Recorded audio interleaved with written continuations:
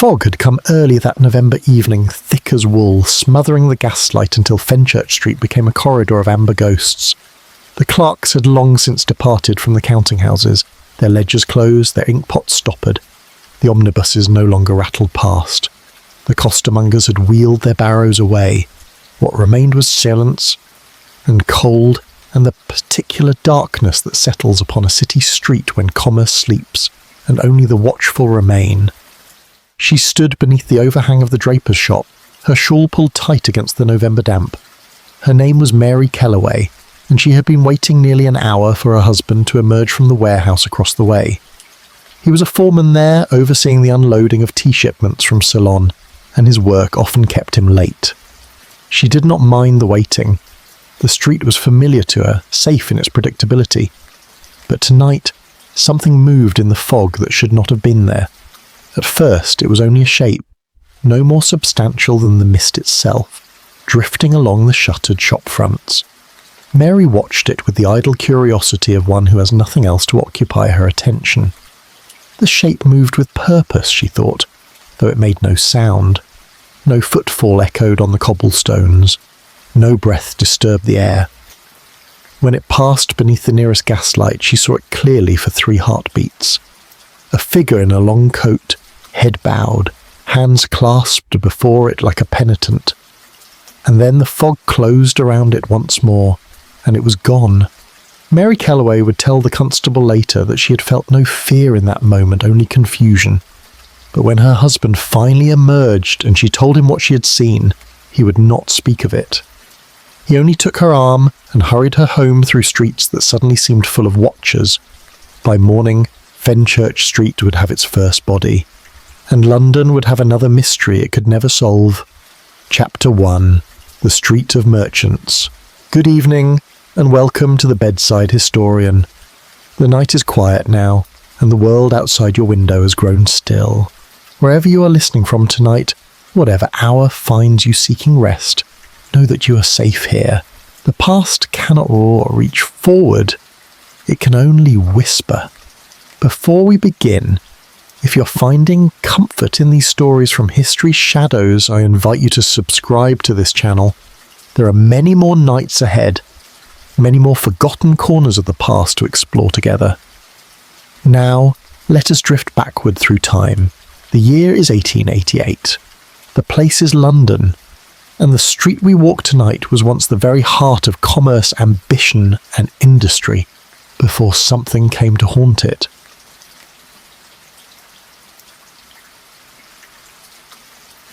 Fenchurch Street ran east to west through the ancient ward of Langbourne, a thoroughfare that had seen centuries pass beneath its cobblestones.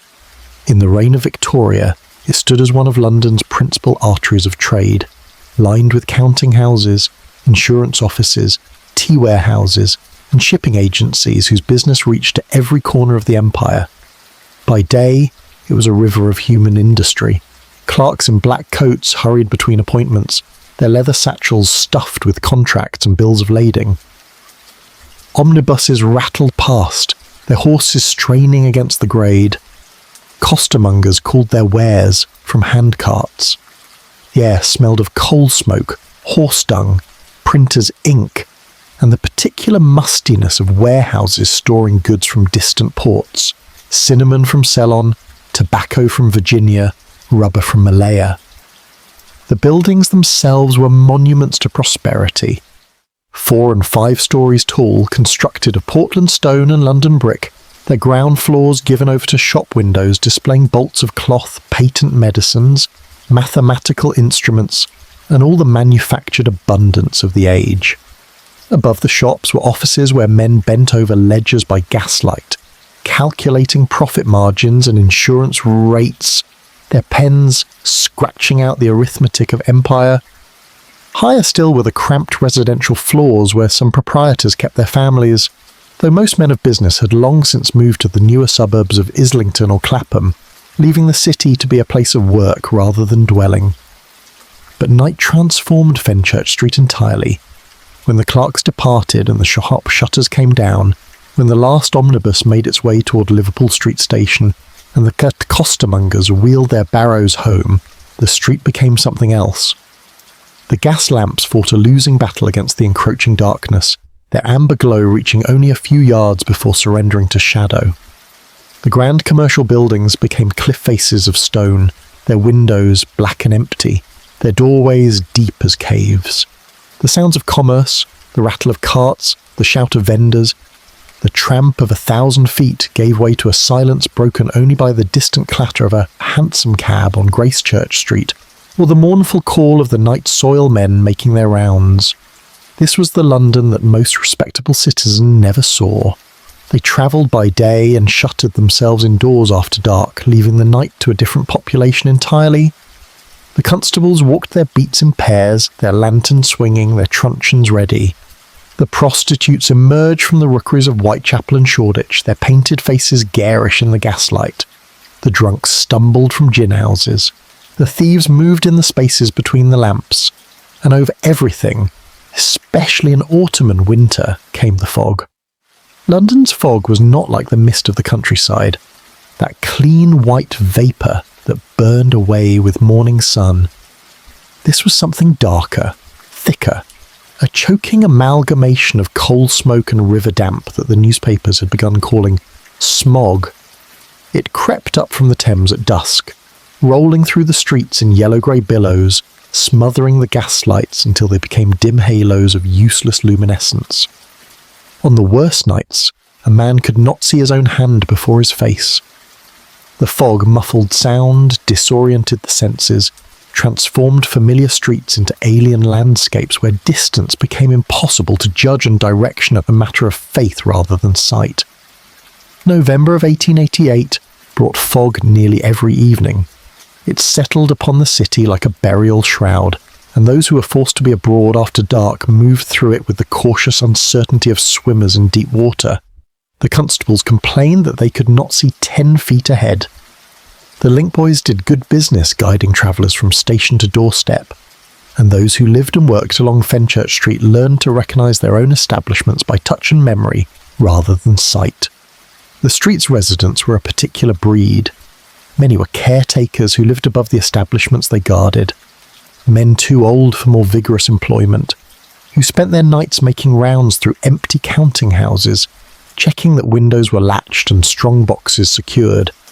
There were a few families still, shopkeepers who kept their living quarters above their trade despite the general exodus to the suburbs. And there were the night watchmen, those private guards hired by the more prosperous firms to stand sentinel through the dark hours, deterring thieves and vagrants. Among these nocturnal inhabitants, certain understandings existed. They knew which doorways the prostitutes favoured when conducting their trade. They knew which alleyways the drunks used to relieve themselves. They knew the schedules of the police patrols and the routes of the last omnibuses. They had learned to read the fog itself, to judge by its thickness whether they would be able to see from one lamp to the next. They had developed a vocabulary of sounds, the scrape of a match, the cough of a consumptive, the particular cadence of hobnailed boots on stone, that told them who moved through the darkness without requiring sight. What they had not learned, what no experience had prepared them for, was silence where there should have been sound. Movement without footfall, presence without substance. The first whispers began in early November, though no one thought much of them at the time.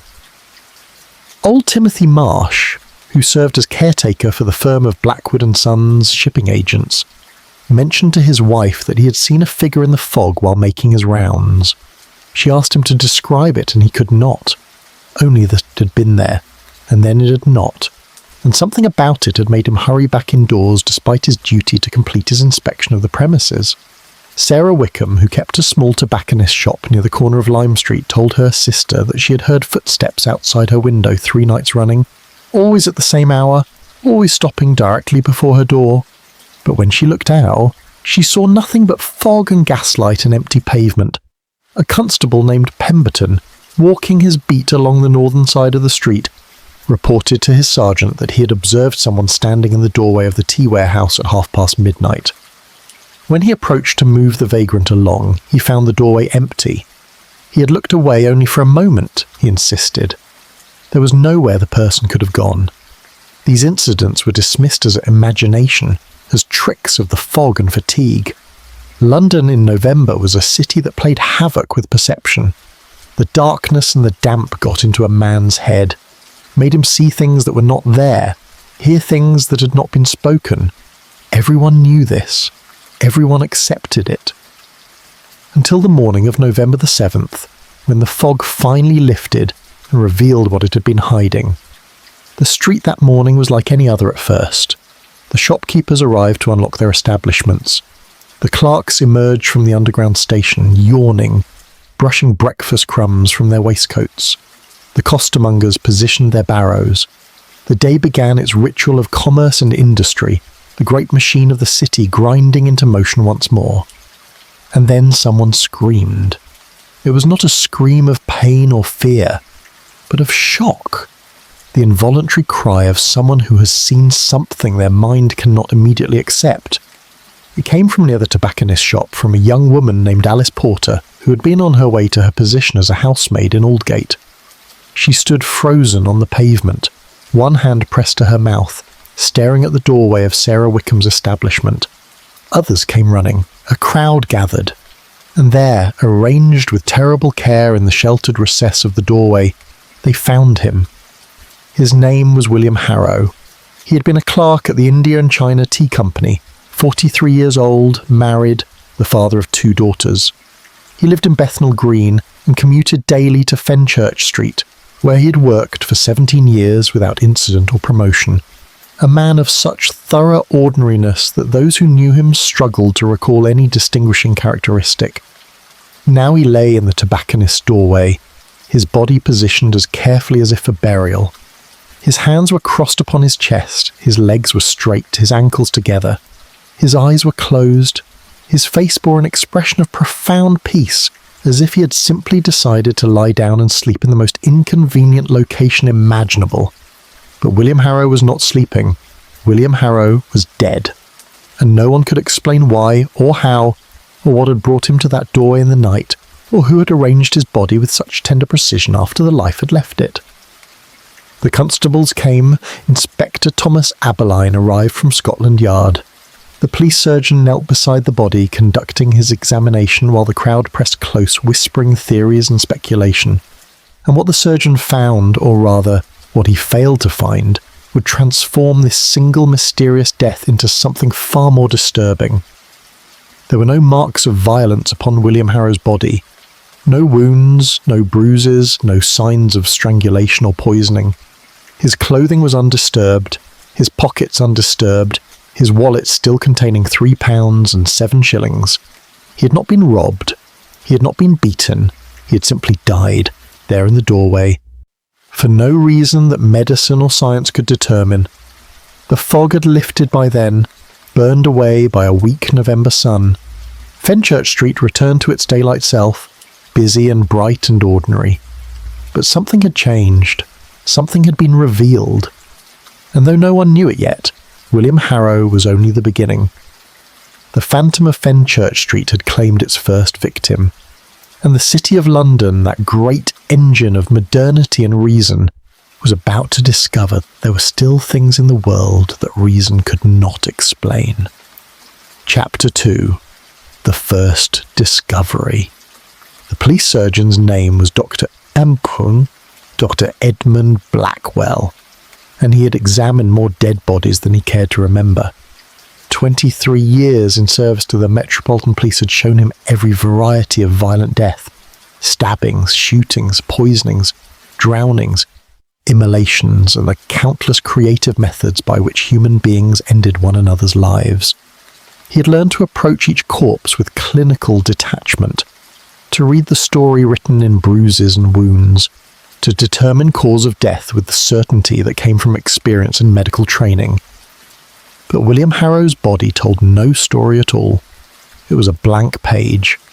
Dr. Blackwell conducted his initial examination there in the doorway, with the crowd pressing close and Inspector Abberline standing over him, notebook in hand. The surgeon worked methodically, checking first for the obvious signs of foul play. He examined the neck for ligature marks or bruising that would indicate strangulation. Nothing. He inspected the skull for fractures or contusions. Nothing. He opened the dead man's coat and waistcoat, searching for knife wounds or bullet holes. Nothing. He smelled the lips for the bitter almond scent of cyanide or the garlic odour of arsenic. Nothing. The body was entirely unmarked. The skin showed no discoloration beyond the natural pallor of death. The eyes, when Blackwell gently opened them, were clear and unstained. The tongue was not swollen or protruding. The fingernails showed no defensive wounds, no skin or blood beneath them that would suggest a struggle. Even the clothing was pristine. No tears, no stains, no dirt beyond what might be expected from lying upon a doorstep. "Well?" Abberline asked, his voice low, but Blackwell sat back on his heels and looked up at the inspector. "I cannot determine cause of death without a full post-mortem examination, but I can tell you what did not kill him. He was not strangled, stabbed, or shot, beaten or burned. He shows no obvious signs of poisoning, though laboratory analysis will be required to rule that out completely. Natural causes, then? Perhaps. Heart failure is always possible, but..." The surgeon paused, choosing his words carefully. Men who die of heart failure do not typically arrange themselves in this manner, and they do not usually die in shop doorways in the middle of the night. Abberline looked down at the body, at the careful positioning that had so disturbed the crowd. Could someone have moved him after death? Arranged him this way? Certainly possible. Rigor mortis has not yet set in fully, which suggests death occurred sometime in the last 6 to 8 hours. The body could have been positioned at any point during that interval. Blackwell stood, his knees cracking. But that raises the question of why. Why move a body to a doorway? Why arrange it so carefully? And if this was murder, why leave no marks? These were questions that Inspector Thomas Abberline had been asking himself since the moment he arrived at Fenchurch Street. At 45 years of age, he was one of Scotland Yard's most experienced detectives, a man who had investigated everything from petty theft to the Whitechapel murders that had terrorised London earlier that same year. He had thought himself beyond surprise, beyond the capacity for genuine bewilderment. William Harrow's death proved him wrong. The body was removed to the police mortuary at Golden Lane, transported in a black wagon, while the crowd watched in silence. Abberline remained at the scene, conducting the methodical work of investigation.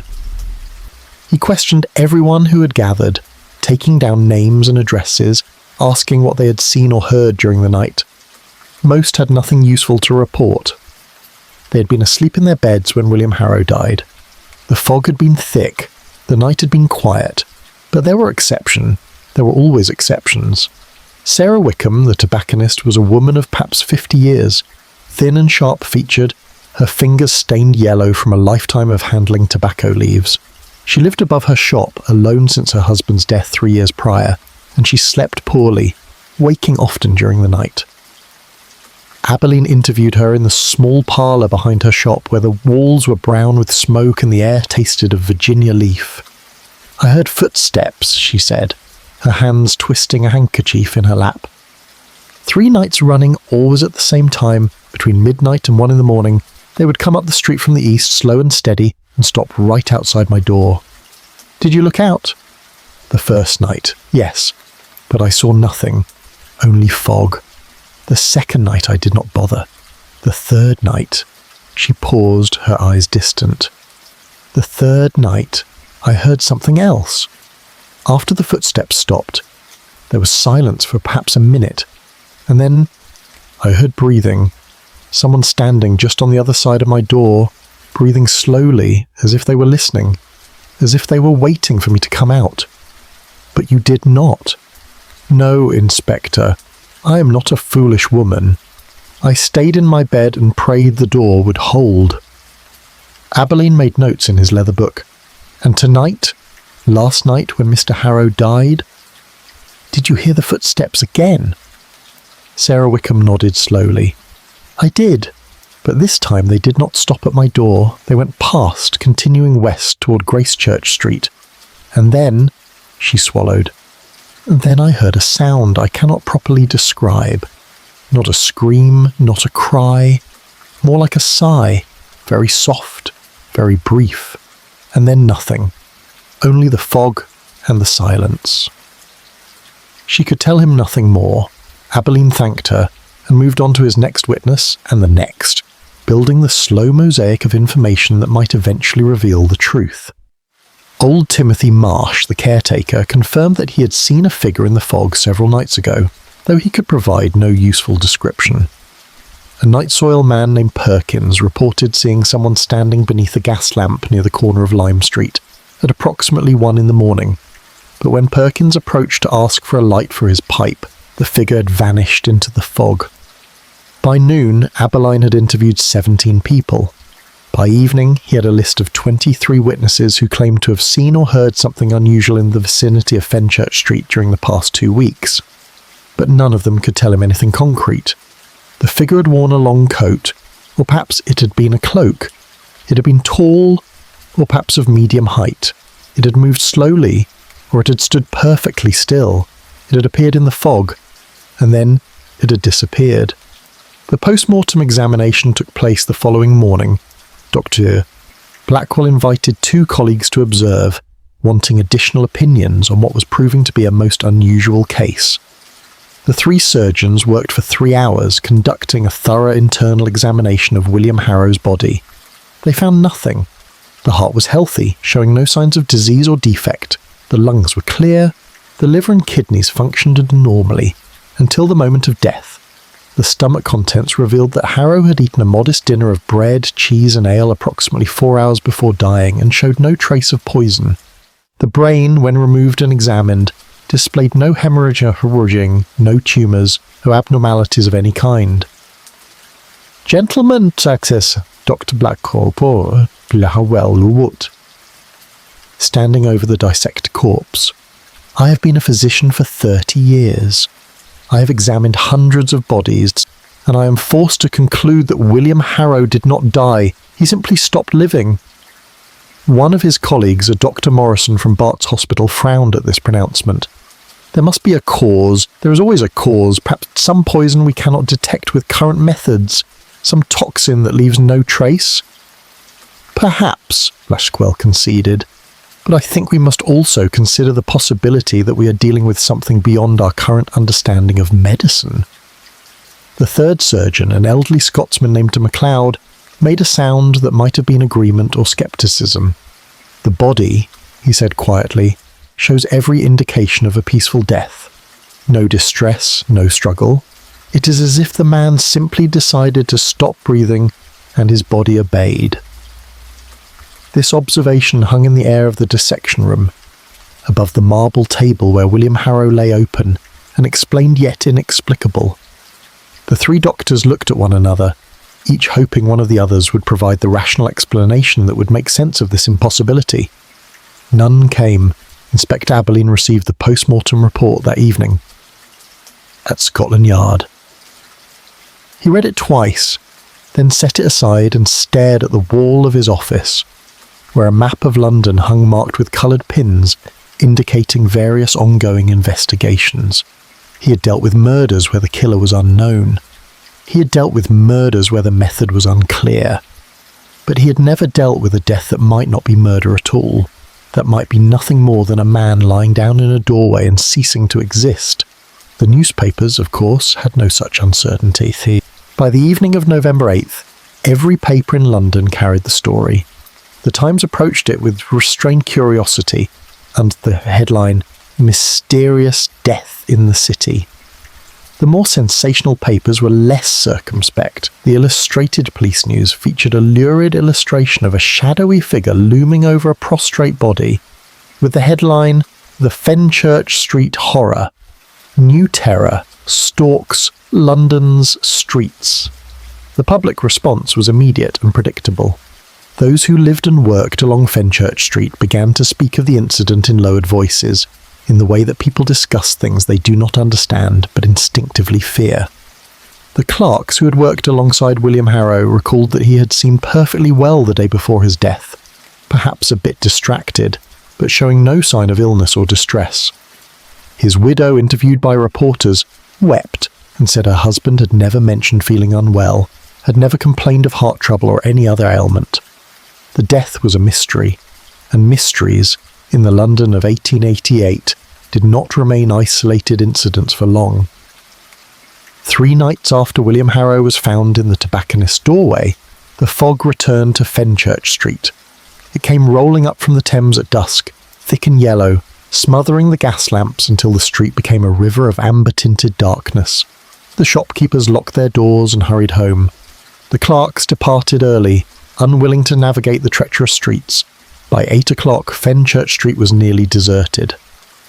The constables assigned to the area walked their beats in pairs, their nerves jangling, their hands resting on their truncheons. They had been instructed to watch for anything unusual, to question anyone they encountered, to report immediately if they observed a figure matching the vague descriptions provided by witnesses. But the fog defeated them. They could barely see each other, let alone spot a suspicious figure in the murk. At midnight, a constable named Waters was walking west along the southern side of Fenchurch Street when he heard footsteps approaching from behind him. He turned, his lantern raised, expecting to see his partner. But the footsteps stopped just beyond the range of his light, and when he called out, no one answered. Waters advanced cautiously, his light swinging back and forth across the fog. The footsteps resumed, moving away now, leading him deeper into the murk. He followed, calling for his partner, increasingly aware that he was violating protocol by separating from his assigned companion. But something about those footsteps compelled him forward. They sounded wrong somehow, too slow, too deliberate, too perfectly regular. He followed them to the corner of Philpot Lane, where they stopped again. Waters stood in the intersection, his lantern held high, turning in a slow circle. The fog pressed against him like something alive, and in that fog, just at the edge of his light, he saw it.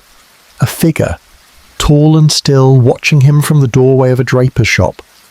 Waters could make out no features, no details, only the suggestion of a long coat and a bowed head. "You there?" Waters called, his voice cracking slightly. "Step forward and identify yourself." The figure did not move. It stood absolutely motionless, as if carved from the fog itself. Waters took a step toward it, then another. His hand found his whistle, ready to sound the alarm. "I am a police constable, and I order you to step forward." The figure raised its head, and though Waters could see no face, no eyes, he felt with absolute certainty that it was looking directly at him, looking through him, seeing something beyond flesh and bone and fear.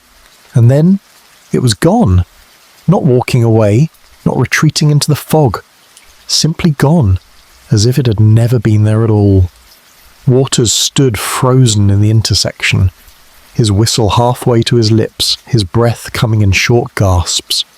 He could hear his own heart hammering in his chest, could hear the distant clatter of a cab on Gracechurch Street, could hear nothing else. He blew his whistle, 3 sharp blasts, the signal for assistance. Within minutes, other constables came running through the fog, their lanterns bobbing like fireflies. They found Waters still standing in the intersection, pale and shaking. "What is it?" his sergeant demanded.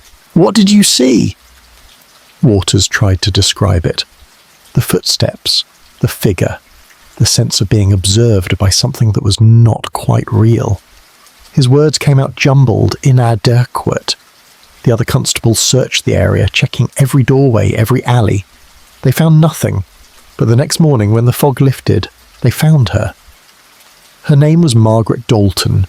She was 37 years old, a seamstress who worked from her home in Spitalfields and came to Fenchurch Street twice a week to deliver finished garments to the drapers and haberdashers.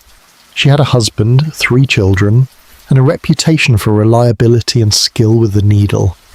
Now she lay in the doorway of the draper's shop on Philpot Lane, her hands crossed upon her chest, her eyes closed, her face peaceful, dead for no reason that anyone could determine, positioned with the same careful precision as William Harrow. Another impossible death, another body with no marks, No wounds. No explanation. Inspector Abberline stood over Margaret Dalton's corpse and felt something cold settle in his stomach. One mysterious death could be coincidence. Two suggested a pattern. And patterns meant intention. Patterns meant someone or something was hunting on Fenchurch Street. The fog had returned to London, and it had brought death with it. Chapter 3. The Silent Witness. Mary Kellaway had not slept properly since the night she saw the figure in the fog. She would lie beside her husband in their narrow bed above the chandler's shop on Mincing Lane, listening to him snore, watching the shadows move across the ceiling, remembering. The shape had been there, and then it had not. That was the part that troubled her most. Not what she had seen, but how quickly it had vanished, as if the fog had simply swallowed it whole. Her husband, Robert, had forbidden her to speak of it. He was a practical man, a foreman who dealt in physical things, crates and cargo, weights and measures, bills of lading and customs forms. He had no patience for what he called women's fancies, no tolerance for ghost stories or supernatural speculation. When Mary tried to tell him about the figure she had seen, he had cut her off with a sharp gesture and told her she had been tired, that the fog played tricks, that there was nothing to discuss. But Mary knew what she had seen, and when the newspapers began reporting the deaths, first William Harrow, then Margaret Dalton, she knew with cold certainty that the figure and the deaths were connected. She did not know how, she did not know why, but she knew. Inspector Abberline came to see her on the afternoon of November the 10th, 3 days after Margaret Dalton's body was discovered. He arrived at the chandler's shop just as Mary was closing for the day, his card case already in hand, his expression grave and courteous. Robert was still at the warehouse, which meant Mary could speak freely without her husband's disapproving presence. She led Abberline up the narrow stairs to their parlour, a small room made smaller by too much furniture. Heavy pieces inherited from her mother's house that did not quite fit the space but could not be discarded. She offered tea, which the inspector declined, and then they sat facing one another across a table crowded with photographs in silver frames. "Mrs. Kellaway," Abberline began, his notebook open on his knee. "I understand that you were on Fenchurch Street on the evening of the November the 6th, the night before Mr. Harrow's body was discovered. Is that correct?" "Yes, Inspector. I was waiting for my husband. He was working late at the warehouse." "And you reported seeing a figure in the fog. Can you describe it for me again, in as much detail as possible?" Mary had prepared for this question. She had gone over the memory dozens of times, examining it from every angle, trying to extract more information than her senses had actually recorded. "It was tall," she said slowly. "Taller than most men, I think, though the fog makes it difficult to judge. It wore a long coat, or perhaps a cloak. I could not see the colour. Everything was grey and yellow in the gaslight. It moved slowly, very deliberately, as if it was searching for something." "Did you see its face?" "No. Its head was bowed, like a person deep in thought or prayer. And it kept to the shadows, even in the fog. It moved from one patch of darkness to another, never staying in the light for more than a moment." Abberline made notes in his careful copperplate hand. "Did it make any sound? Footsteps? Breathing?" Mary hesitated. This was the detail that had troubled her most.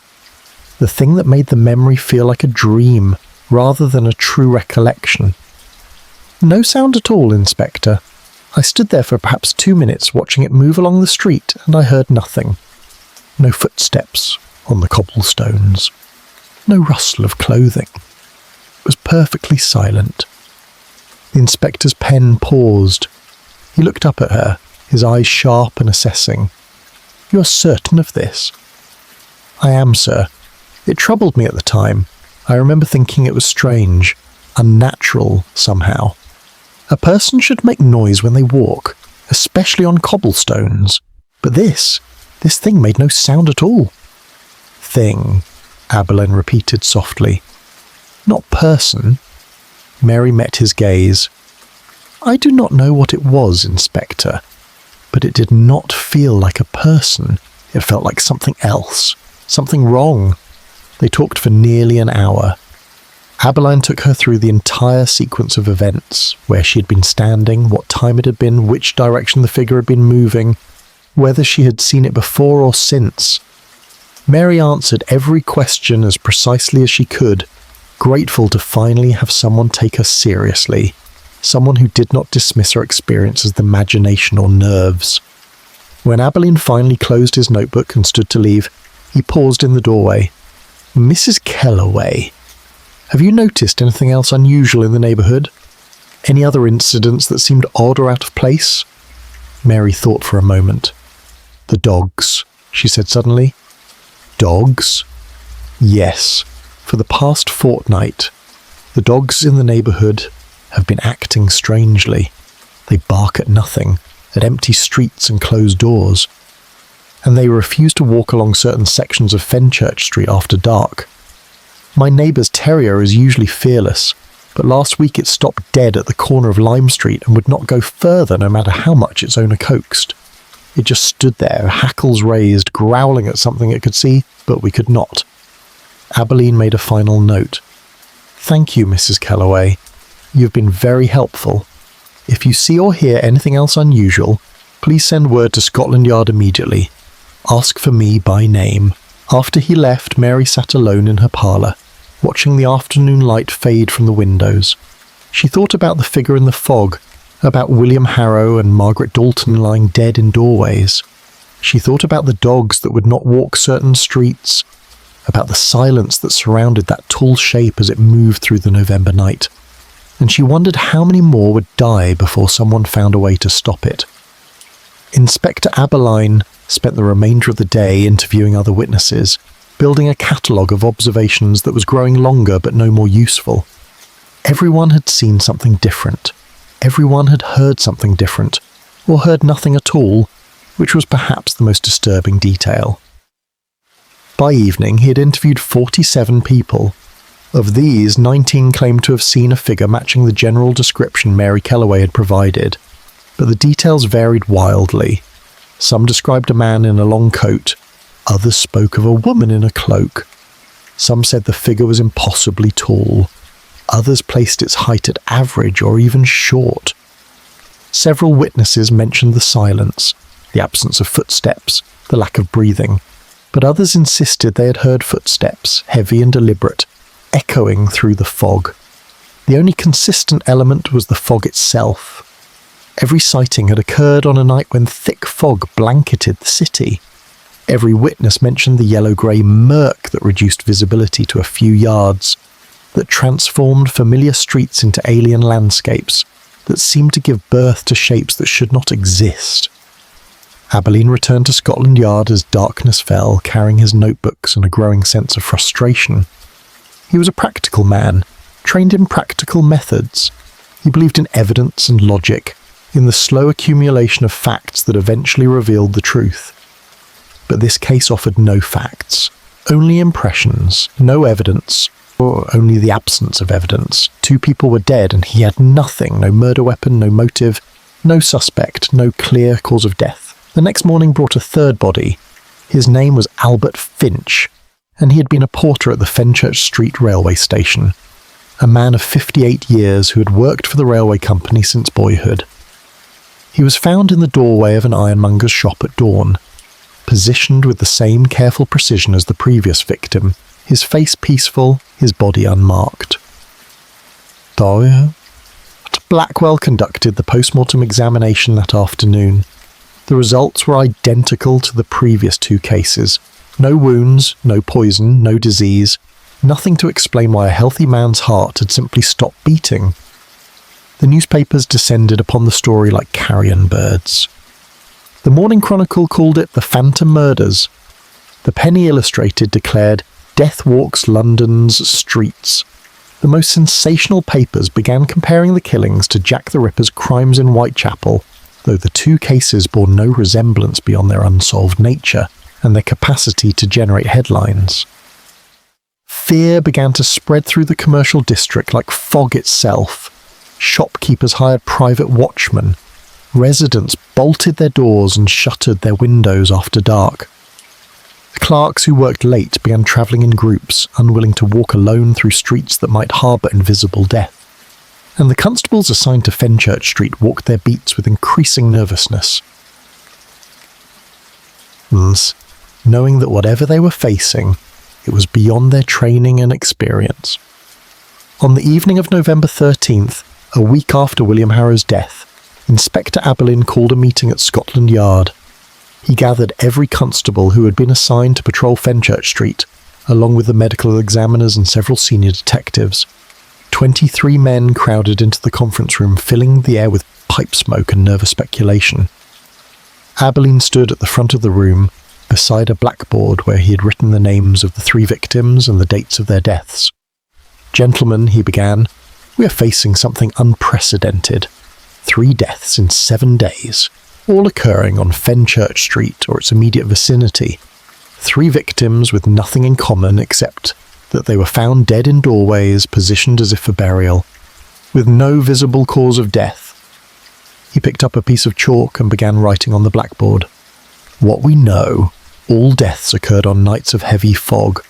All victims were found between dawn and 8 in the morning, suggesting death occurred in the hours between midnight and dawn.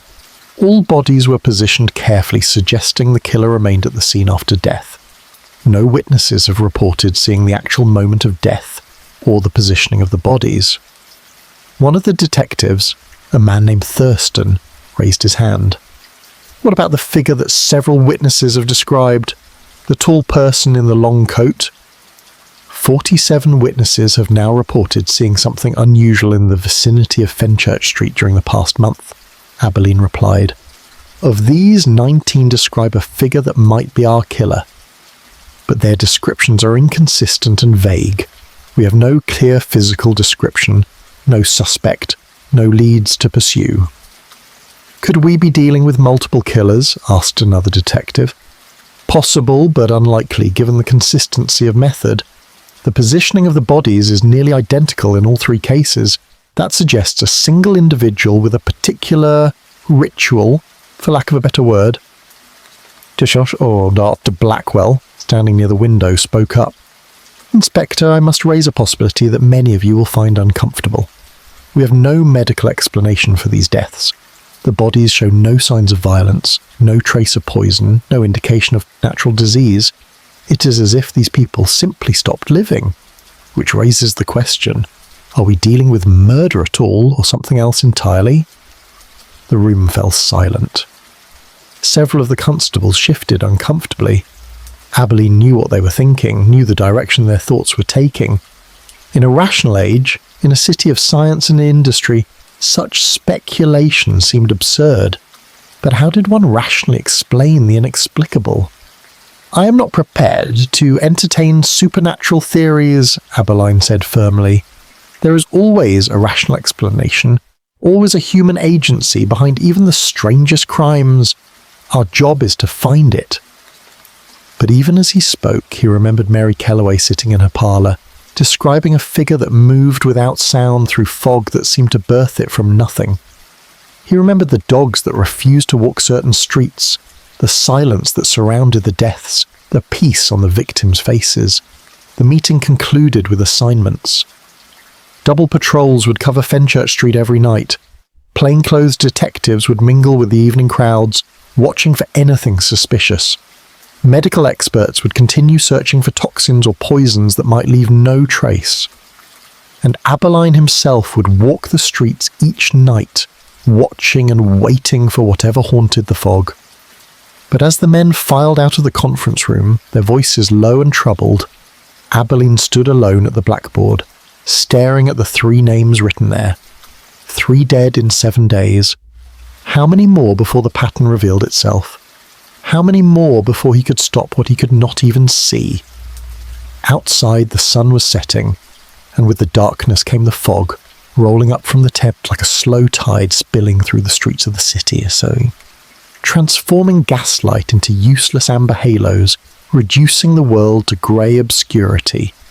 Somewhere in that fog something waited, something that walked without sound, that killed without weapons, that left no evidence beyond the bodies themselves. And Inspector Thomas Abberline, veteran of 2 decades of police work, master of rational investigation, felt fear touch the back of his neck like cold fingers. The phantom of Fenchurch Street was hunting, and no one knew how to stop it. Chapter 4. The pattern emerges. The fog returned every night for a week. It came at dusk, creeping through the narrow streets and courts of the city, climbing the walls of warehouses and counting houses, pressing against windows like something that wanted entry. The residents of Fenchurch Street learned to recognise its particular texture, thicker than natural mist, yellow tinged from the coal smoke of 10,000 chimneys, carrying a smell of soot and dampness that clung to clothing and hair. And with the fog came death. On the 14th of November, they found Thomas Wicklow in the doorway of a stationer's shop. He had been a bookkeeper for a shipping firm, 41 years old, married, but childless. His body lay with hands crossed, eyes closed, face serene. No marks, no wounds, no explanation. On the 16th of November, Eleanor Price was discovered in the recessed entrance to a warehouse on Rood Lane.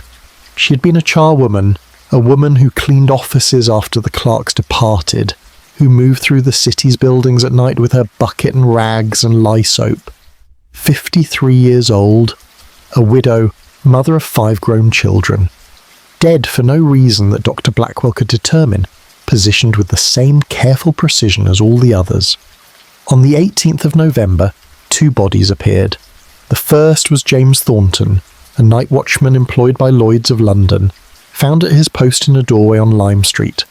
The second was discovered 3 hours later. Catherine Moore, a prostitute who worked the streets near Aldgate, her body arranged in the entrance to an alley off Fenchurch Street. Both dead, both unmarked, both impossible. 6 victims in 12 days. The pattern was undeniable now, as clear as mathematics. The deaths occurred only at night, only in fog, only within a quarter-mile radius of Fenchurch Street. The victims had nothing in common. Different ages, different occupations, different social classes. A clerk, a seamstress, a porter, a bookkeeper, a charwoman, a watchman, a prostitute. Random selection, or so it seemed. But the positioning of the bodies was not random. That was ritual. That spoke of purpose and intention. Inspector Abberline had barely slept since William Harrow's death. His office at Scotland Yard had become a war room, the walls covered with maps and charts and photographs of the victims. He had interviewed over 100 witnesses. He had walked Fenchurch Street at midnight, at 2 a.m, at the darkest hours before dawn. He had stood in the fog with a dozen constables surrounding him and heard nothing, seen nothing, caught no glimpse of whatever moved through that yellow murk. The investigation was consuming him. His wife complained that he came home only to change his clothes, that he barely spoke, that he stared at the walls as if the answers he sought might be written there in invisible ink. His colleagues at Scotland Yard watched him with concern, noting the dark circles beneath his eyes, the way his hands trembled slightly when he held his pen, the edge of desperation in his voice. On the morning of November 19th, Abberline received an unexpected visitor at Scotland Yard. The man's card identified him as Dr. Cornelius Webb, Professor of Natural Philosophy at University College London. He was elderly, perhaps 70 years, with white hair that stood up in tufts around his head like dandelion floss. His clothing was eccentric, a green velvet jacket that had gone out of fashion 30 years prior, a cravat tied in an elaborate knot, trousers that did not quite match, but his eyes were sharp and alert, and he carried himself with the confidence of a man accustomed to being taken seriously. "Inspector Abberline," Dr. Webb said, settling into the chair across from the detective's desk, without waiting for an invitation. "I have been following the Fenchurch Street deaths with considerable interest. I believe I may be able to offer some assistance." Abberline, who had dealt with more than his share of cranks and amateur detectives since the killings began, regarded the professor with scepticism. "I appreciate your interest, Webb, but this is a police matter. We are pursuing all available leads, and finding none from what I read in the newspapers." Webb smiled slightly. "Please, Inspector, hear me out. I am not a spiritualist or a fortune-teller. I am a scientist." but I am a scientist who believes that our current understanding of the natural world is incomplete, that there are phenomena which exist beyond our ability to measure or explain with present methods. Are you suggesting these deaths are supernatural in nature? I'm suggesting that the word supernatural is simply a label we apply to natural phenomena we do not yet understand. Electricity was once considered supernatural. The circulation of blood was once thought impossible. Every generation believes it has reached the summit of knowledge, and every generation is proven wrong. Webb leaned forward. Tell me, Inspector, what do the post-mortem examinations reveal? Nothing. No cause of death can be determined. Precisely, which suggests that death is occurring through a mechanism unknown to current medical science. Now, I have a theory. It is speculative, I grant you, but consider it.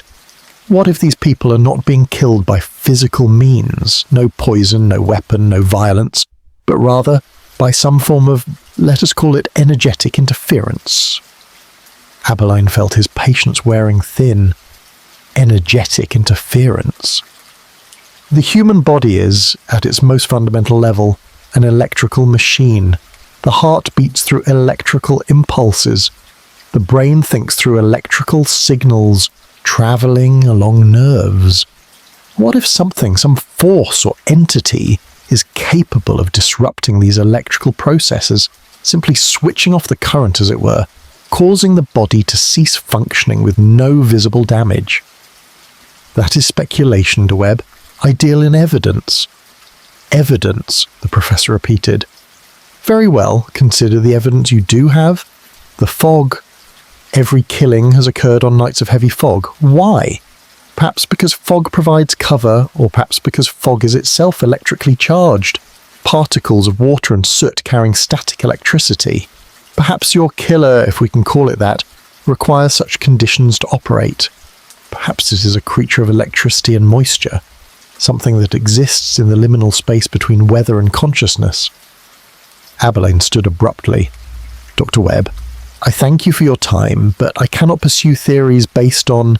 The bodies are positioned, Webb interrupted. Always arranged with care after death. Why would a murderer take such a risk? Why remain at the scene, moving the body, arranging it just so, unless the act of arrangement is itself important? Unless it is part of a ritual, a necessary component of whatever process is occurring? The professor stood as well, reaching into his jacket pocket and producing a small card. I understand your skepticism, Inspector. I would be skeptical too in your position. But if your conventional methods continue to produce no results, if the deaths continue, I hope you will consider calling upon me. I have equipment that might be useful, instruments that measure electrical fields and atmospheric disturbances. At the very least, I could document the conditions under which these deaths occur. That data might prove valuable, even if my theories prove incorrect. He placed the card on Abberline's desk and turned to leave. At the door, he paused. One more thing, Inspector. The victims. Have you noticed anything unusual about their expressions? About the look on their faces? They appear peaceful, serene even. Yes, as if they welcomed death, as if they went willingly. Webb's eyes were distant, thoughtful. That, I think, is the most disturbing detail of all. Good day, Inspector. After the professor left, Abberline sat at his desk for a long time, staring at the card. Dr. Cornelius Webb, Professor of Natural Philosophy, an address in Bloomsbury. He should throw it away, he thought. Should focus on rational investigation, on evidence and logic and the proven methods of detective work. But 6 people were dead, and he had no suspects, no leads, no explanation. Only fog and silence and bodies arranged like offerings in doorways. That night, Abberline walked Fenchurch Street again. He had assembled a team of 20 constables, positioning them at intervals along the street and in the surrounding lanes and courts. Each man carried a lantern and a whistle. Each had orders to sound the alarm at the first sign of anything unusual. They would blanket the area, Abberline had decided. Whatever moved through these streets would not escape notice. The fog came at 8 o'clock, rolling up from the river in thick waves. Within an hour, visibility had shrunk to less than 10 feet. The gas lamps became dim halos of useless light. The constables stationed at their posts became isolated islands in a sea of grey obscurity. Abberline walked slowly from post to post, checking on his men, maintaining the network of watchers. He reached the corner of Philpot Lane at 11:30 and found Constable Waters standing rigid at his position, his lantern raised, his eyes wide. "Inspector," Waters said, his voice barely above a whisper. "It's here." "What? Where?" Waters pointed into the fog toward the northern side of Fenchurch Street. "I saw it, just a moment ago. The same figure I saw before. It was standing in front of the draper's shop, perfectly still, watching the street." Abberline raised his own lantern, squinting into the murk. He could see nothing but fog and the faint glow of the gas lamp half a block distant. "Are you certain?" "I saw it, sir. It was there." They advanced together, moving slowly across the cobblestones, their lanterns swinging back and forth. Other constables, hearing the disturbance, came running from their posts. Within minutes, a dozen men had converged on the location, their lights creating a moving constellation in the fog. They found nothing. The doorway was empty. The street was deserted. Whatever Waters had seen, if he had seen anything at all, was gone. "Spread out," Abberline ordered. "Search every doorway, every alley within 100 yards.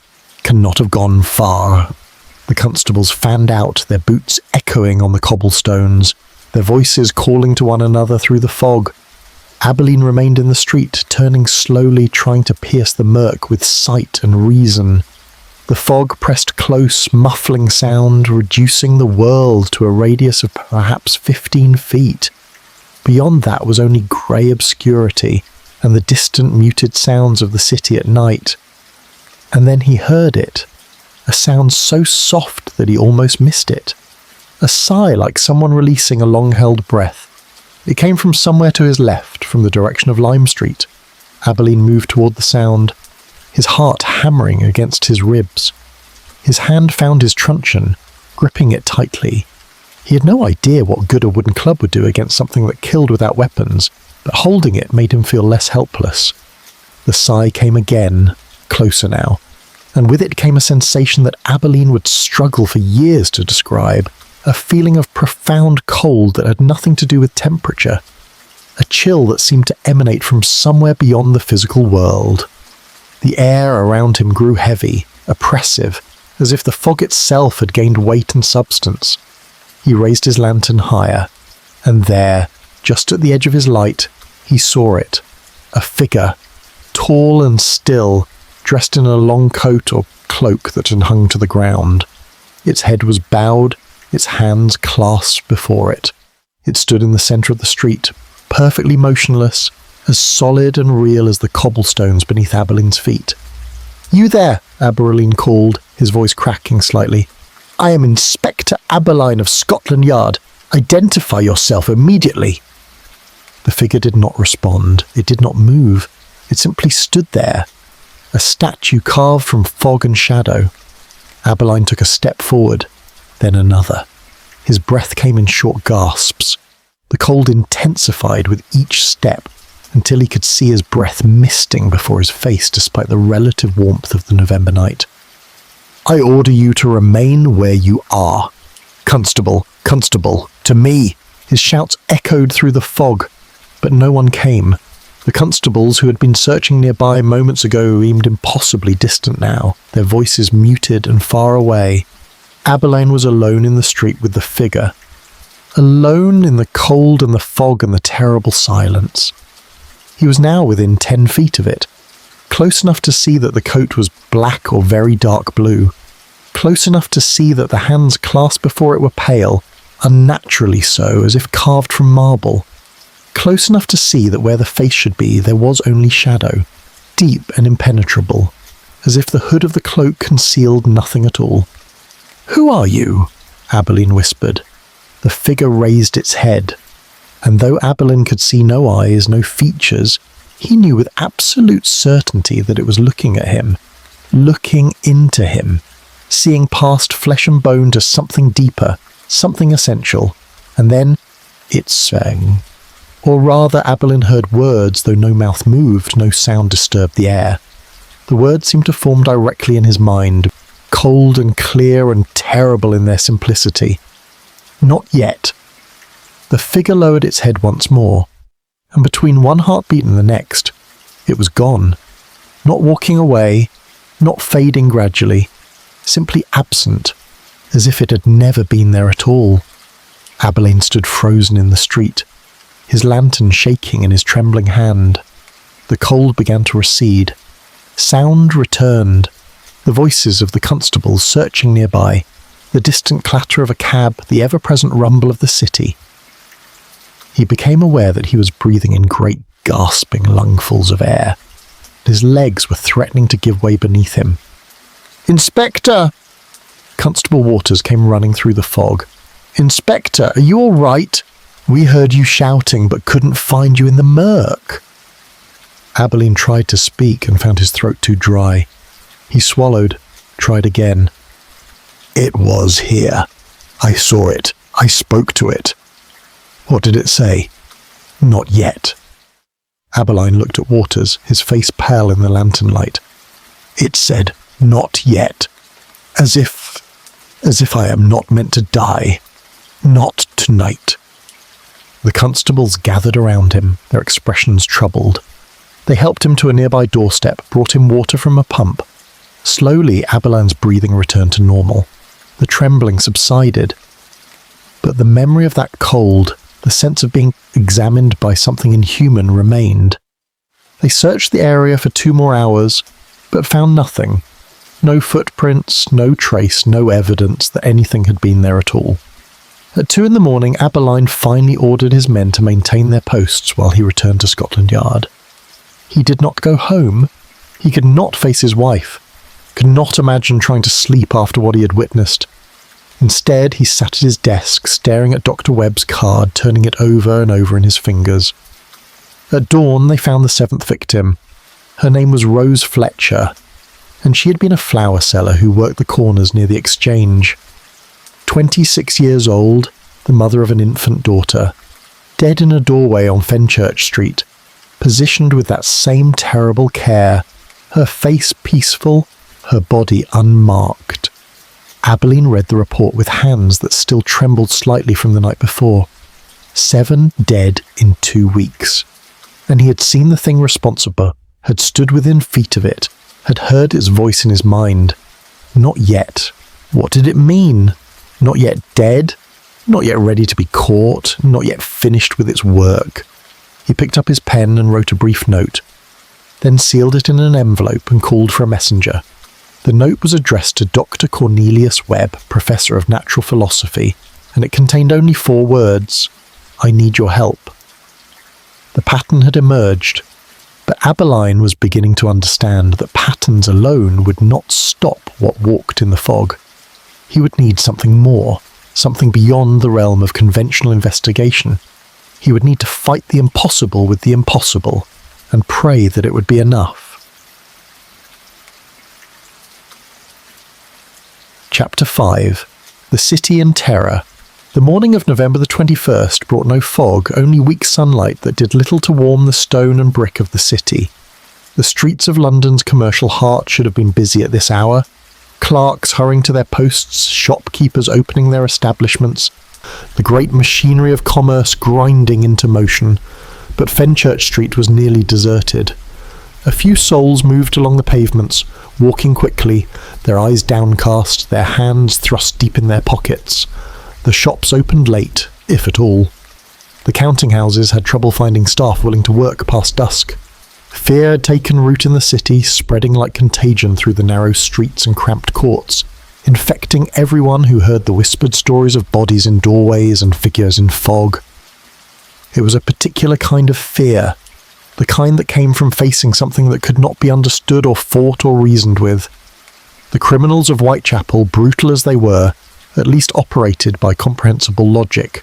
They killed for money or madness or lust, leaving evidence that could be analysed, patterns that could be studied. But the Phantom of Fenchurch Street, for that was what the newspapers had christened it, and the name had stuck.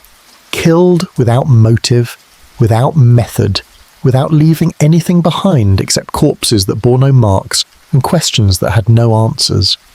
The newspapers fed the fear with daily headlines that grew more sensational with each edition.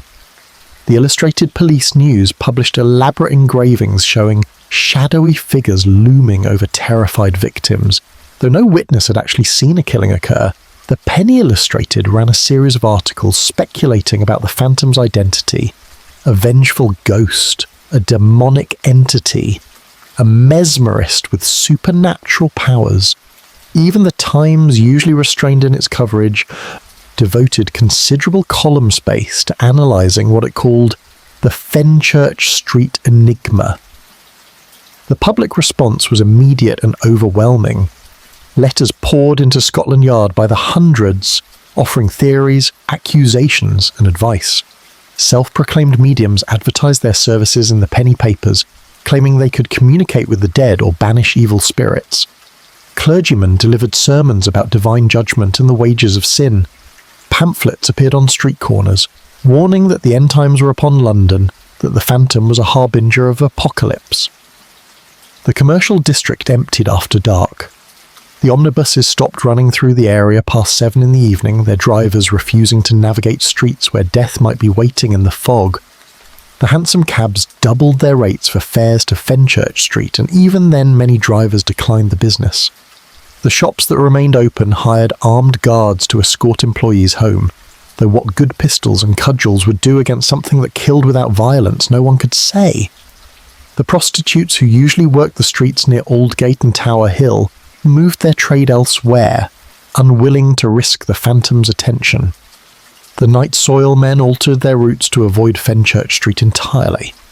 Even the most desperate beggars abandoned their usual doorways, preferring to sleep under bridges or in the parks rather than shelter anywhere near the killing ground.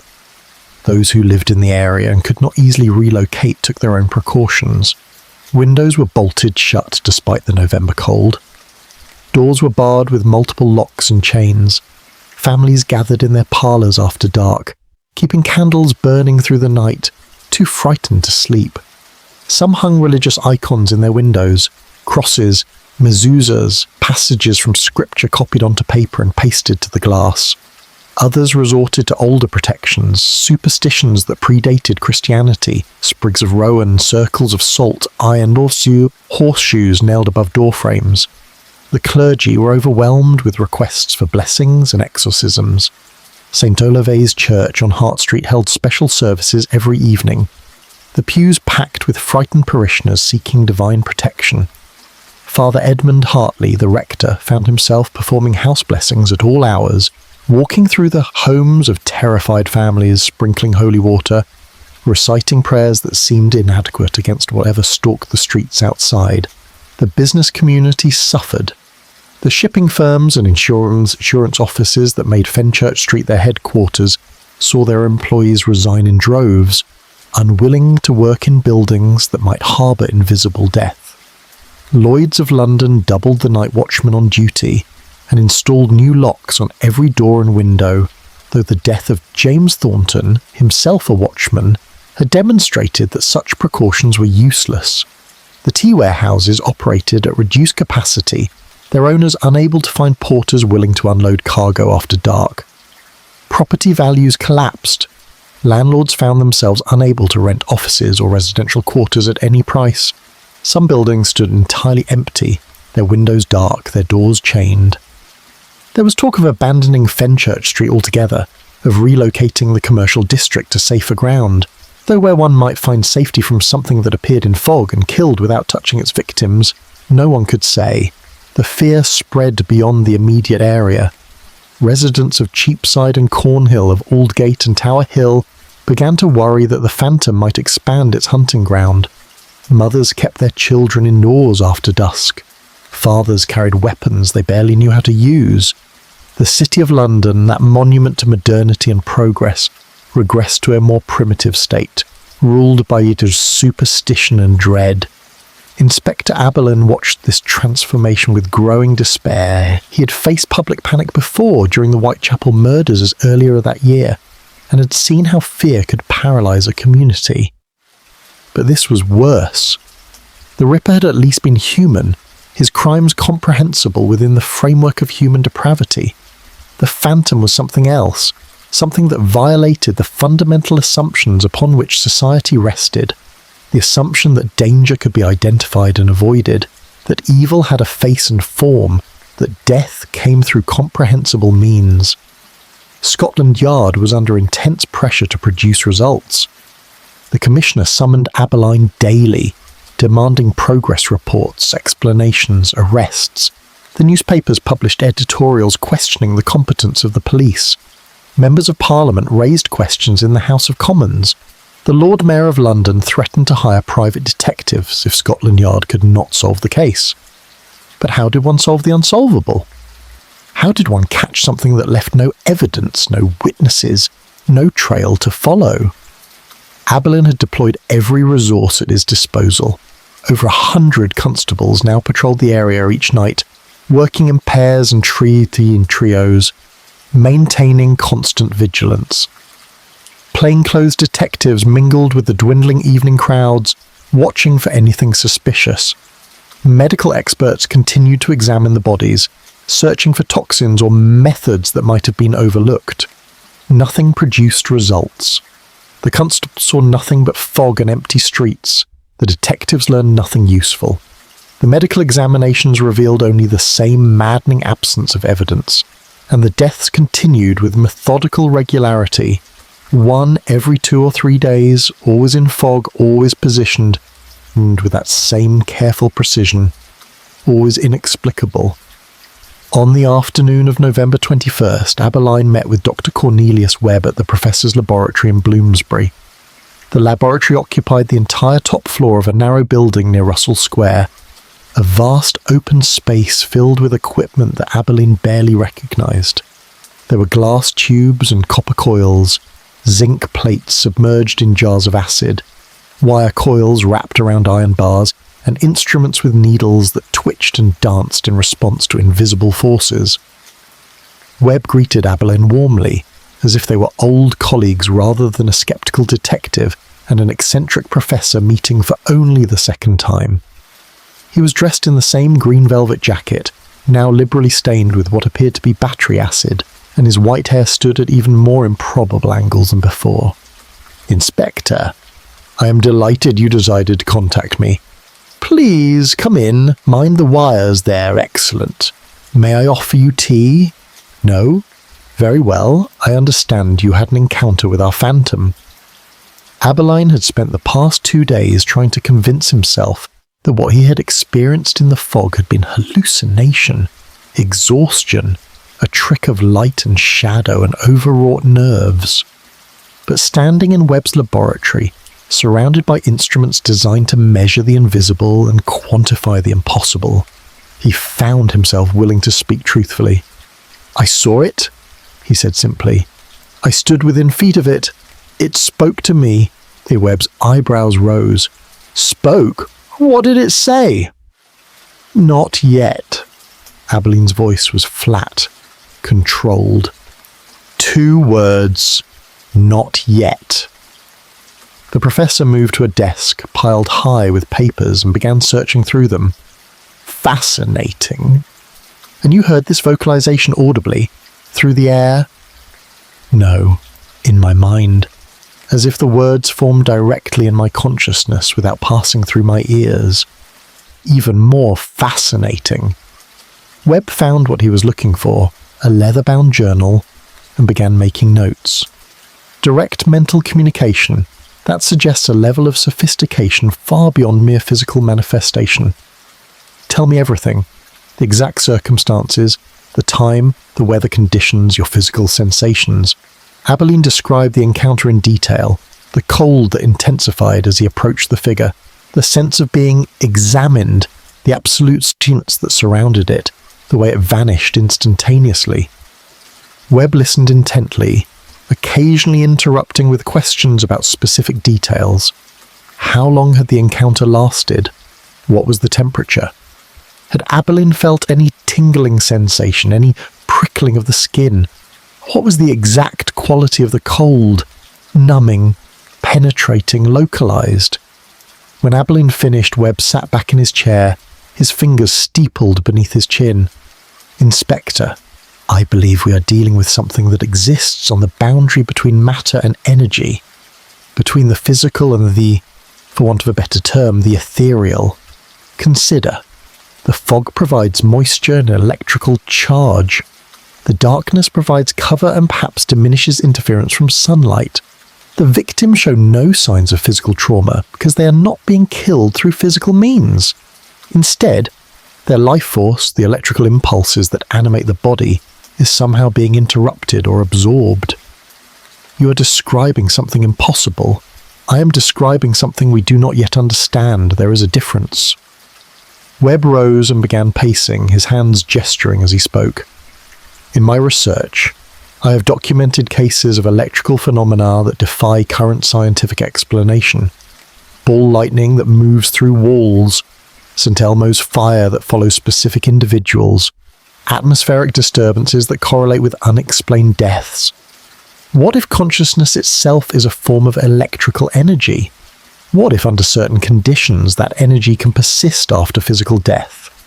Or what if there are entities, call them beings, call them forces, call them whatever you wish, that exist primarily as organized patterns of electromagnetic energy? You are asking me to believe in ghosts.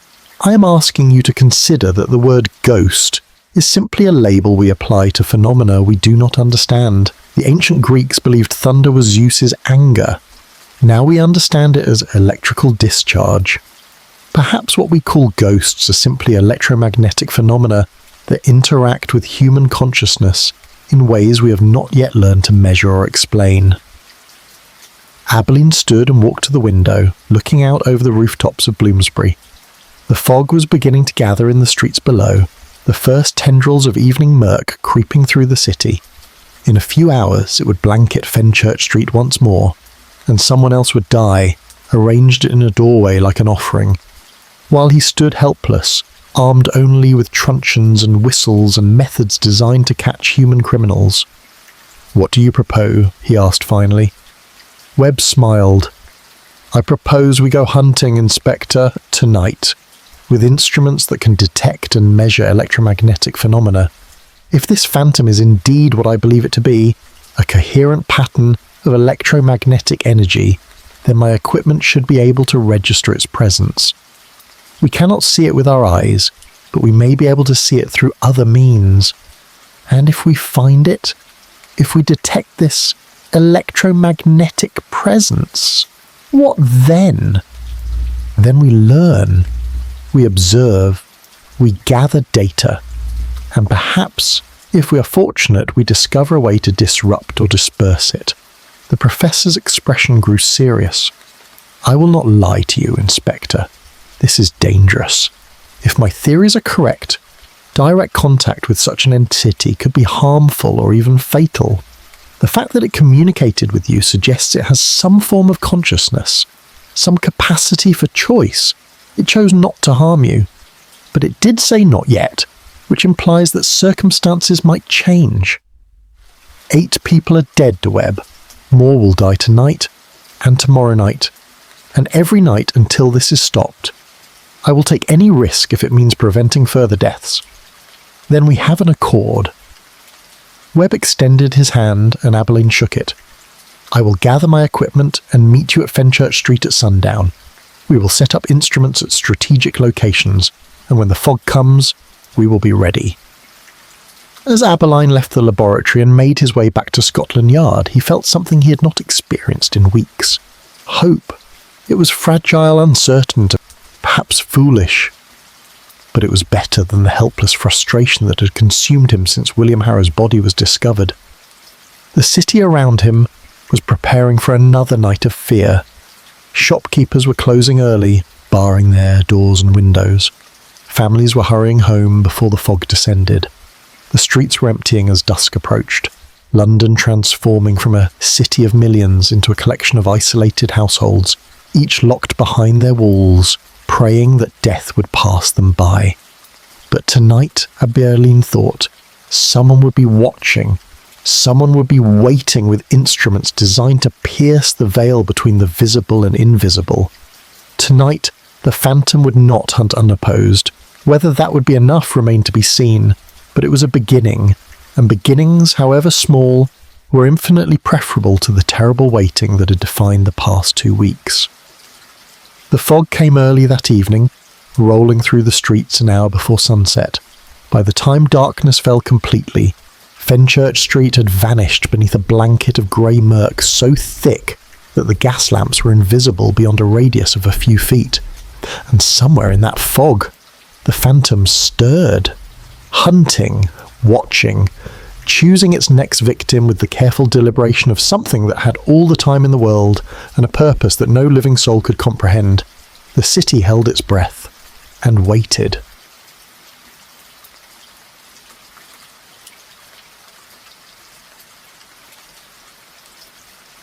Chapter 6. The investigation falters. Dr. Cornelius Webb arrived at Fenchurch Street as the last grey light of day faded into darkness. He came in a hired wagon piled with equipment, wooden crates containing glass jars and copper coils, leather cases holding delicate instruments, spools of wire wrapped in oilcloth. 2 young men accompanied him, students from the university who helped unload the apparatus with the careful reverence of acolytes handling sacred relics. Inspector Abberline watched from the doorway of a shuttered counting house, his coat collar turned up against the damp, as Webb directed the placement of his equipment with the precision of a military commander positioning artillery. The instruments were distributed at 5 locations along Fenchurch Street, each manned by a constable who had been hastily trained in their operation. The devices themselves looked more like torture implements than scientific equipment. Glass tubes mounted on wooden frames, copper plates suspended in jars of sulfuric acid, coils of wire wrapped around iron bars. Webb explained their function as he worked, though Abberline understood perhaps 1 word in 3. Something about electromagnetic fields and galvanometric detection, about measuring minute fluctuations in atmospheric electricity, about registering perturbations that might indicate the presence of organized energy. "If the phantom appears," Webb said, adjusting a needle on one of his instruments, "these devices should register its presence before human senses can detect it. The needle will deflect, the magnitude of deflection corresponding to the strength of the electromagnetic field. Think of it as a thermometer for invisible forces." "And if the needle moves?" Abberline asked. "What then?" "Then we approach cautiously, maintaining continuous measurement, and attempt to observe the phenomenon without interfering. If possible, I would like to take photographic plates. I have a camera with specially prepared emulsions that may be able to capture electromagnetic disturbances invisible to the naked eye." The fog had grown thicker as they worked, reducing visibility to less than 10 feet. The constables stationed at each instrument post stood with their lanterns raised, creating small islands of light in the grey murk. Additional constables patrolled the street in pairs, maintaining the network of watchers that Abberline had established in previous nights. 27 men in total, armed with truncheons and whistles and Webb's strange instruments, waiting for something that had eluded them with contemptuous ease for 2 weeks. The night settled in. The temperature dropped. The fog pressed close, damp and cold, carrying that peculiar smell of coal smoke and river water that characterized London's atmosphere. Hours passed. 9 o'clock, 10, 11. The constables grew restless, shifting from foot to foot, blowing on their hands to maintain circulation. Webb moved from station to station, checking his instruments, making minute adjustments, his face showing the intense concentration of a man conducting an experiment upon which reputations and lives depended. At 11:30, the first needle moved. Constable Peters, stationed near the corner of Lime Street, saw it happen. The needle on Webb's electromagnetic detector, which had rested at 0 all evening, suddenly jumped to the right, quivering like a compass near a lodestone. Peters blew his whistle, 3 short blasts, the signal they had agreed upon, and within moments Webb and Abberline were running through the fog toward the sound. "The reading is significant," Webb said, his face pressed close to the instrument, his breath misting in the cold air. approximately 6 degrees of deflection. That indicates a substantial electromagnetic disturbance within 50 feet of this location. Which direction? Abberline demanded. Webb pointed east, toward the darker section of Fenchurch Street where the gas lamps were fewer and the fog thicker. That way. The field strength suggests proximity, perhaps 30 or 40 feet.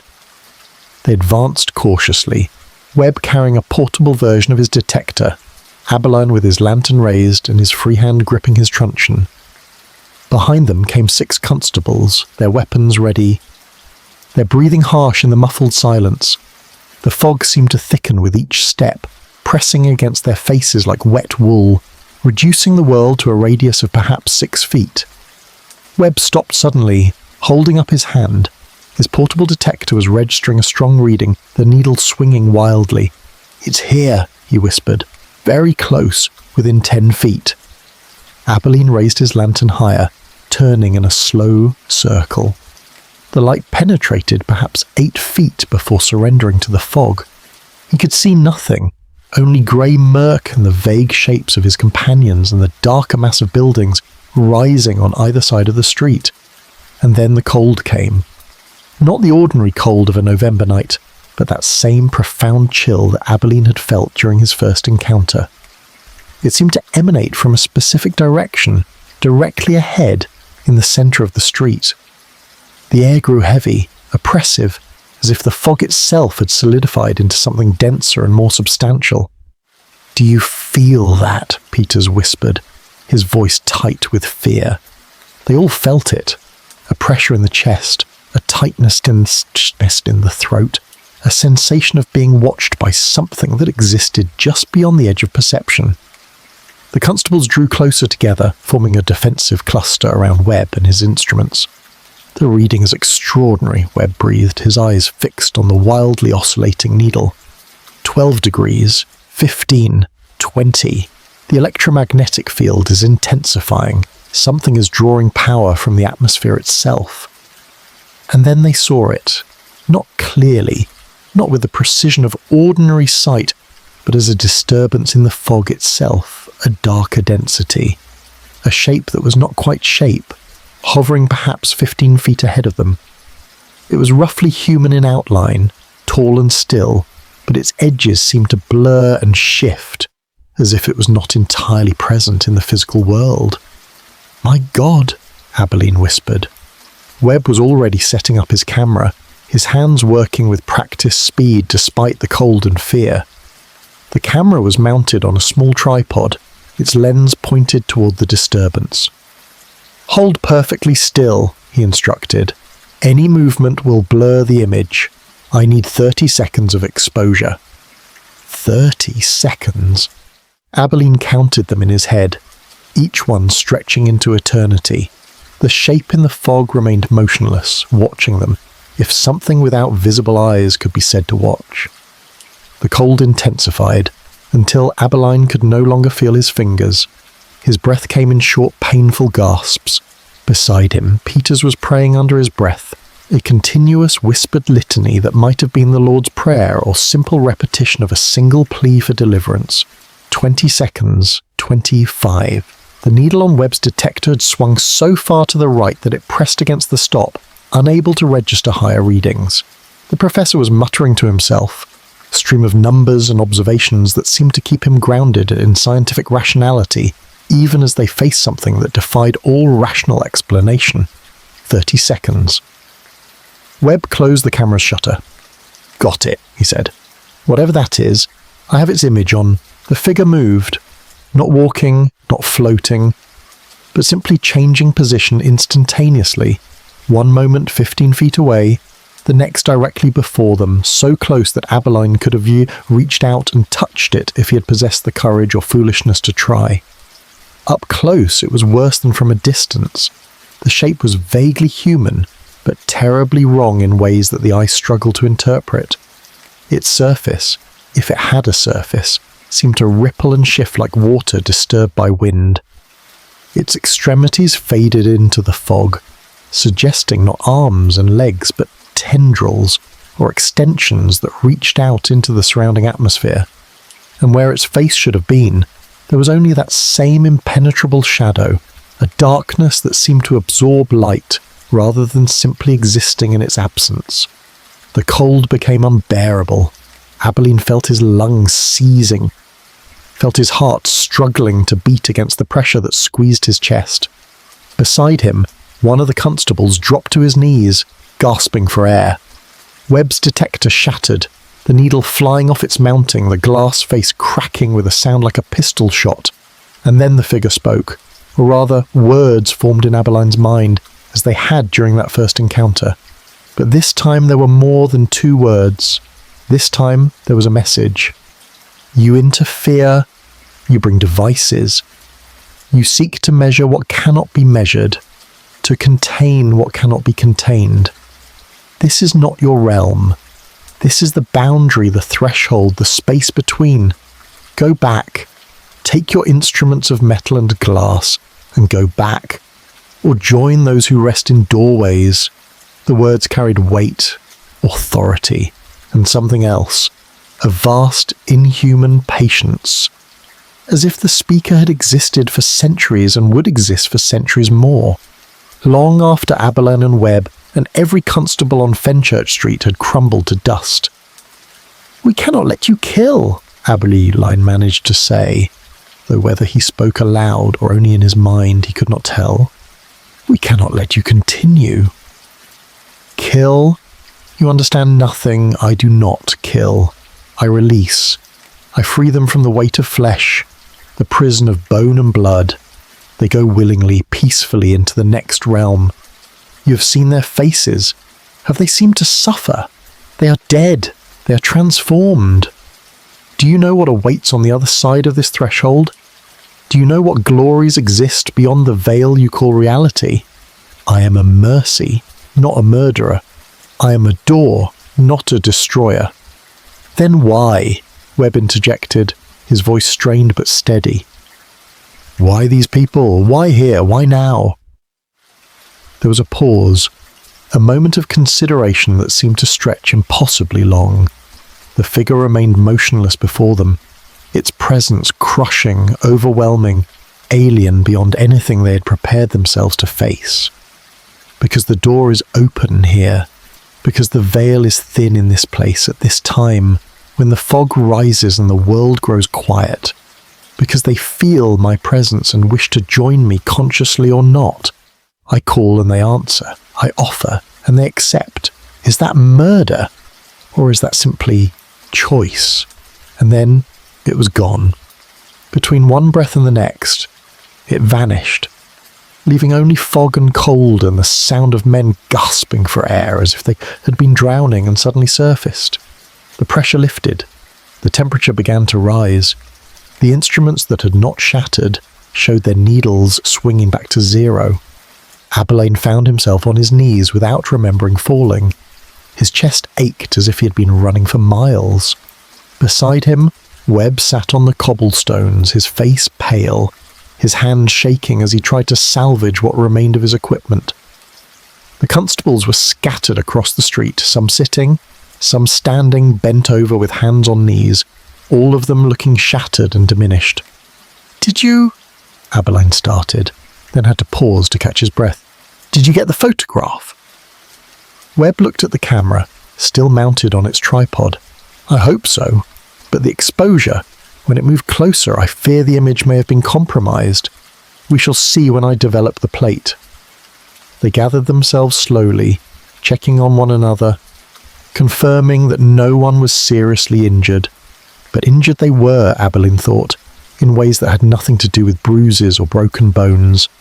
They had touched something beyond human experience, something that challenged every assumption about the nature of reality. And they had been found wanting, dismissed like children who had wandered into adult affairs. The rest of the night passed without incident. The remaining instruments recorded no unusual readings. The constables maintained their posts, but the heart had gone out of the vigil. They had tried to confront the phantom with the tools of science and reason, and those tools had proven utterly inadequate. What hope remained? At dawn, they found the 8th victim. His name was Charles Pemberton. Yes, The same Constable Pemberton who had reported seeing something in a doorway weeks earlier. He had been off duty, walking home through the fog after visiting a public house. They found him arranged in the doorway of a tobacconist's shop, hands crossed, eyes closed, face peaceful, dead without a mark upon him, another soul freed or taken by something that claimed it was offering mercy rather than committing murder. Dr. Blackwell conducted the post-mortem examination with a sense of futility. The results would be identical to all the others. No cause of death, no evidence of trauma, nothing but the terrible absence of explanation. Inspector Abberline sat in his office at Scotland Yard as the sun rose over London, staring at the map on his wall where coloured pins marked the locations of 8 deaths. 8 people whose lives had ended for no reason that medicine or law could comprehend. 8 families destroyed. 8 mysteries that defied every method he had been trained to employ. The photograph, when Webb developed it later that day, showed only fog and the vague shapes of men. Where the phantom had stood, there was a curious blank spot, a region of the plate that had not been exposed at all, as if something had prevented light from reaching the emulsion. It was evidence of a sort, but evidence of what? That something existed that could block light? That something invisible to the eye could still affect photographic processes? It was useless. All of it was useless. The newspapers reported the night's events with breathless horror. Police confront phantom, constable dies. Scotland Yard powerless against supernatural terror. Inspector Abberline admits defeat. That last headline was not strictly accurate. Abberline had admitted no such thing, but it captured the truth regardless. They were defeated. They had tried everything conventional investigation could offer, and then they had tried the unconventional methods of scientific inquiry, and both had failed utterly. The Lord Mayor called an emergency meeting. The Commissioner of Police demanded explanations. Members of Parliament spoke of evacuating the area, of cordoning off Fenchurch Street entirely, of calling in the army if necessary. But what good would soldiers do? Could bayonets and rifles harm something that existed half in the physical world and half in some other realm? Dr. Webb returned to his laboratory, shaken but determined to analyse his data, to find some pattern or weakness in the readings his instruments had captured before shattering. But even he, with all his scientific optimism, seemed subdued, uncertain whether science could truly explain, let alone combat, what they had encountered. And in the streets of London, in the shops and homes and public houses, people whispered about the phantom. Some said it was divine punishment for the city's sins. Others claimed it was a demon summoned by spiritualists who had meddled with forces beyond human control. A few insisted it was simply a very clever murderer using tricks and poisons that science had not yet discovered. But those who had seen it, those who had felt its presence and heard its voice in their minds, knew better. It was something else. Something that existed in the spaces between what humanity understood and what humanity feared. It was a door, it had said. A threshold, a boundary between realms, and it would not stop, not until its purpose was fulfilled, whatever that purpose might be, not until the door was closed, if indeed it could be closed at all. Inspector Thomas Abberline sat at his desk as evening approached, watching the fog begin to gather once more outside his window. Somewhere in that fog the phantom was stirring. Somewhere in London, another person would feel its call tonight, would walk into a doorway and lie down and close their eyes and pass peacefully into whatever realm lay beyond this one. And he could do nothing to stop it, nothing at all. The investigation had faltered, and with each passing hour, each gathering of fog, each silent death, it became increasingly clear that conventional methods would never be enough. They were fighting something that operated by rules they did not understand, in a realm they could not access, for purposes they could not fathom. The city waited, the fog gathered, and death walked the streets of London, patient and inexorable, and utterly beyond human power to prevent. Chapter 7. Theories and Accusations. The fear that had gripped Fenchurch Street for 2 weeks now spread like cholera through the entire city of London. By the morning of November the 23rd, with gate dead and no end in sight, The panic that had been confined to a few square blocks erupted into something larger and more dangerous, a collective hysteria that transformed neighbours into enemies and rational people into believers in impossibilities. The physicians were the first to fracture into opposing camps. At the Royal College of Surgeons, a heated debate erupted during what was meant to be a routine lecture on pathology. Dr. Edmund Blackwell presented his findings from the post-mortem examinations, emphasising the complete absence of any detectable cause of death. His conclusion that medical science currently possessed no explanation for the deaths was met with outrage from some colleagues and nervous agreement from others. Dr. William Acton, a prominent surgeon known for his conservative views, stood and denounced Blackwell's findings as incompetent. There must be a cause, he insisted, his voice echoing through the amphitheatre. Death does not simply occur spontaneously in healthy individuals. If you cannot find the mechanism, it is because your examination was insufficiently thorough, not because no mechanism exists. Blackwell, exhausted from weeks of sleepless nights and fruitless autopsies, responded with uncharacteristic heat. Then perhaps you would care to examine the next body yourself, sir. I invite you to demonstrate the thoroughness I apparently lack. I have dissected 8 corpses down to the smallest organs. I have analysed blood, stomach contents, brain tissue. I have consulted with toxicologists, pathologists and chemists. There is nothing there. Nothing. Then you are searching for the wrong things, interjected Dr. Marcus Hayward, a younger physician who had studied in Germany and brought back continental ideas that his colleagues found unsettling. Perhaps we are dealing with a substance that leaves no trace. The Prussians have developed chemical agents for military use that dissolve rapidly in the bloodstream, becoming undetectable within hours of death. Perhaps someone has obtained such a substance and is using it for murder. This sparked another round of argument. If such a poison existed and could be obtained in London, why had no one heard of it? How would the murderer administer it without leaving marks of injection or ingestion? Why would the bodies be arranged so carefully afterward? The questions multiplied faster than answers could be proposed, and the meeting dissolved into shouting matches between various factions, each convinced that their theory explained what the others could not see. The spiritualists saw their opportunity and seized it with both hands. Within days of the confrontation at the Royal College, every major spiritualist society in London was holding special séances and public demonstrations. Madame Zelda, a medium of dubious reputation who claimed Russian aristocratic ancestry, advertised in the penny papers that she could contact the spirits of the Fenchurch Street victims and learn their killer's identity. She charged 5 shillings per attendee, and her séances sold out for a month in advance. At one such gathering, held in a darkened parlour in Bloomsbury, 50 people crowded around a table while Madame Zelda fell into a trance and began speaking in what she claimed was the voice of William Harrow, the first victim. The voice, suspiciously deeper and more dramatic than any clerk's voice had right to be, warned the assembled crowd that a demon walked London streets. Summoned by occult practices performed by members of the Golden Dawn or perhaps the Theosophical Society, or possibly a secret Catholic order seeking revenge for the Reformation.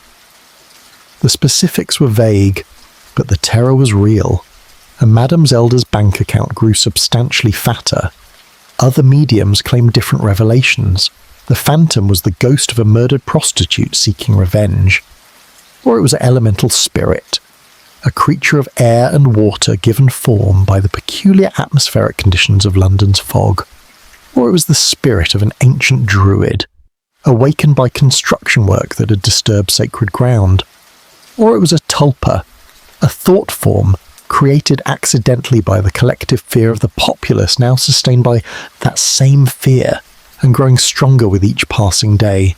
The clergy, meanwhile, offered their own explanations. Father Edmund Hartley of St. Olave's delivered a sermon arguing that the deaths were divine judgment upon a city that had grown too proud, too secular, too focused on commerce and industry at the expense of spiritual devotion. God sends warnings, he thundered from his pulpit to a congregation packed beyond the church's capacity. He sent plagues to Egypt. He sent flood to the world in Noah's time. Now he sends this phantom to London to remind us that there are powers beyond our understanding, realms beyond our science, judgment beyond our law. But other clergymen disagreed.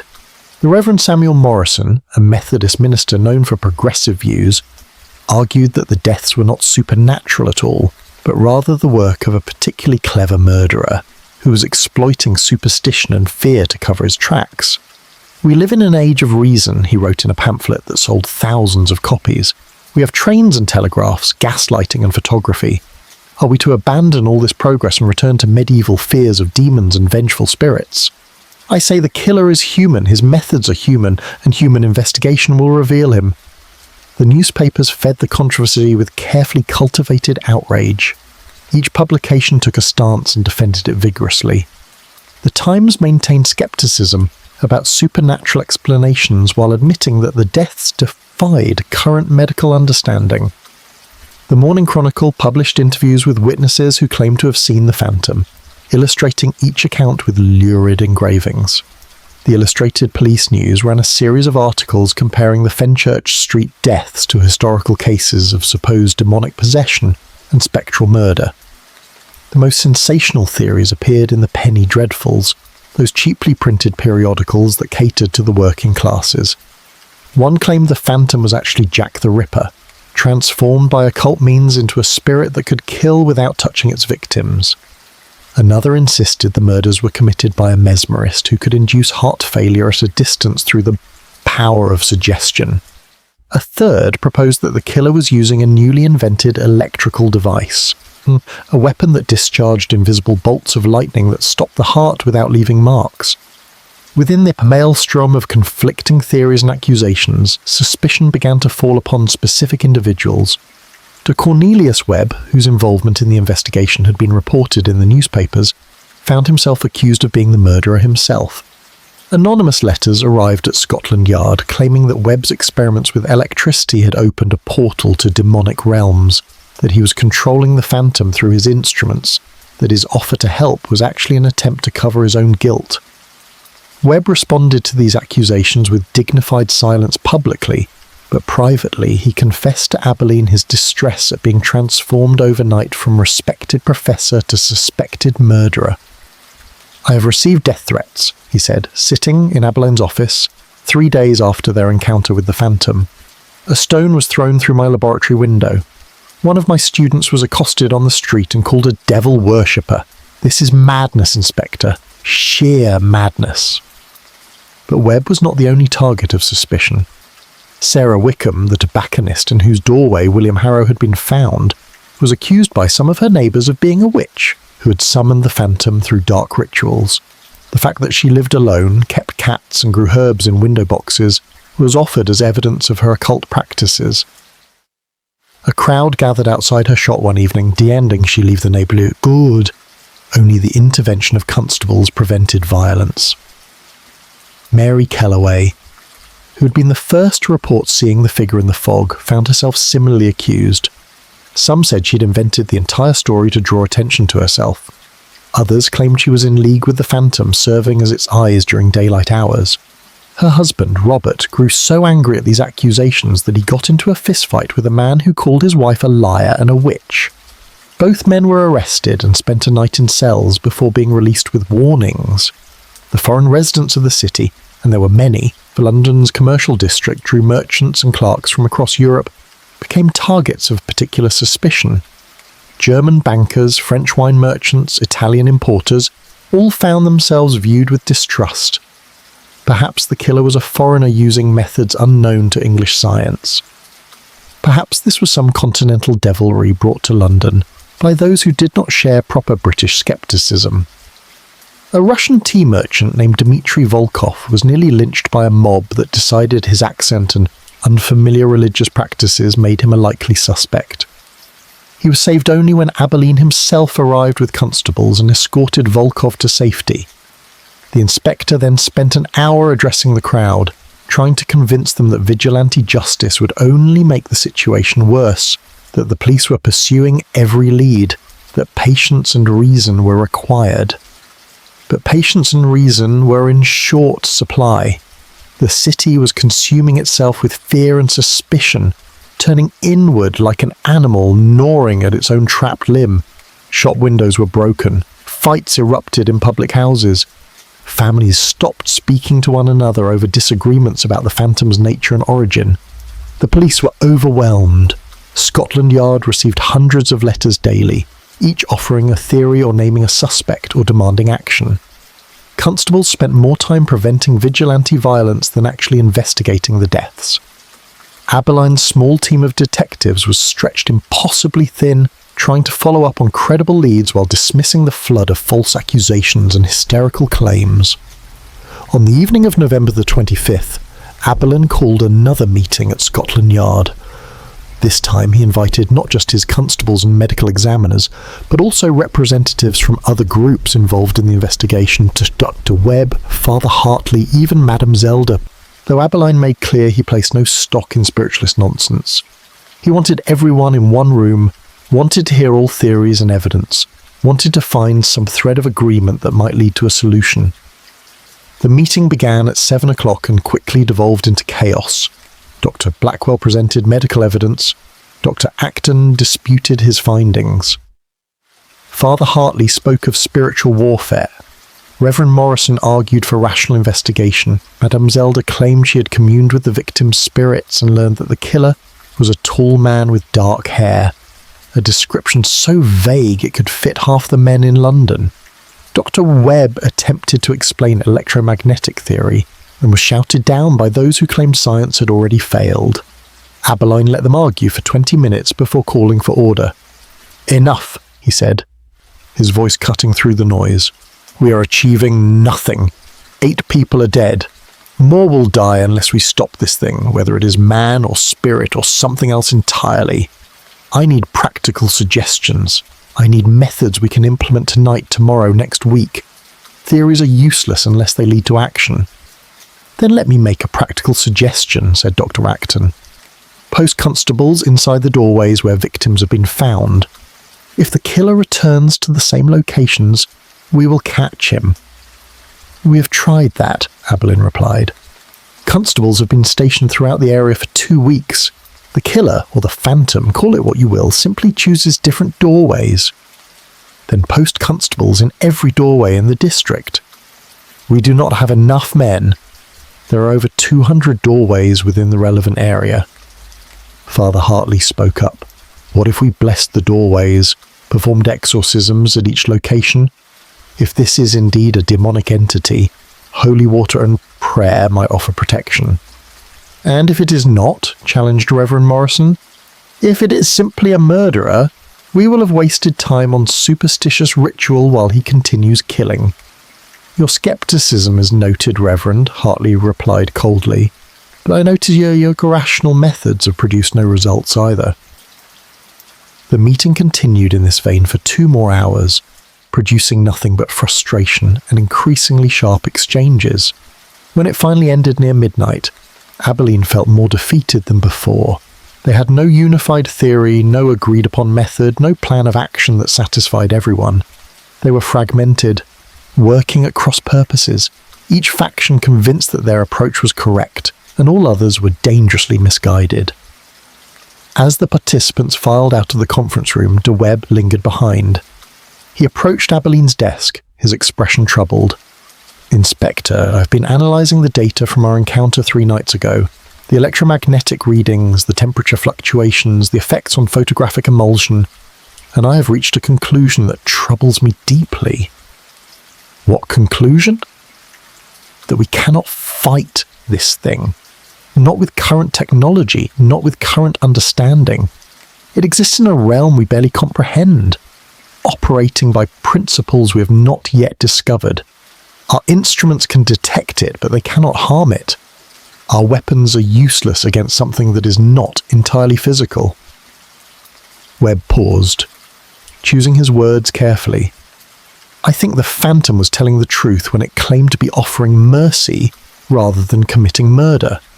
I think these people are going willingly, drawn by something they perceive as beautiful or desirable or peaceful. And I think that makes it impossible to stop, because how do you protect people from something they wish to embrace?" Abberline stared at the professor for a long moment. "You are saying we should give up." "I am saying we may have no choice. Unless we can determine why the phantom has appeared now in this place, we have no hope of making it depart, and determining that requires understanding forces that science does not yet recognise, realms that medicine does not acknowledge, truths that challenge everything we believe about the nature of existence. Then what do you suggest? Webb spread his hands helplessly. I suggest we keep trying. We observe, we measure, we learn. Perhaps in time we will understand enough to intervene. But for now, he left the sentence unfinished, but the implication was clear. For now, people would continue to die, and there was nothing anyone could do to prevent it. After Webb departed, Abberline sat alone in his office, listening to the sounds of the building settling into nighttime quiet. The fog was gathering outside. He could see it through the window, creeping through the streets like something alive and purposeful. Somewhere in that fog, the phantom was preparing to hunt. Somewhere in London, a person was hearing its call, feeling its presence, being drawn toward a doorway where they would lie down and close their eyes and cease to exist. The investigation had not just faltered, it had shattered into fragments, each person involved pursuing their own theory, defending their own beliefs, unable to unite against a common enemy because they could not even agree on what that enemy was. And in this chaos of conflicting theories and mutual accusations, the phantom moved freely, killing without interference, fulfilling whatever purpose had brought it to Fenchurch Street. Abberline picked up his pen and began writing his nightly report to the Commissioner. But the words came slowly, reluctantly, because what was there to report? That medical science had failed, that police methods were useless, that they were no closer to understanding or stopping the deaths than they had been 2 weeks ago. He wrote mechanically, documenting the day's events without hope or conviction. Outside his window, the fog continued to gather, and London settled into another night of fear. And somewhere in that fear-haunted city, the phantom walked, patient and inexorable, while humanity argued about whether it was demon or murderer, spirit or man, mercy or monster. The theories multiplied, the accusations spread, and the deaths continued, regular as clockwork, inevitable as tide.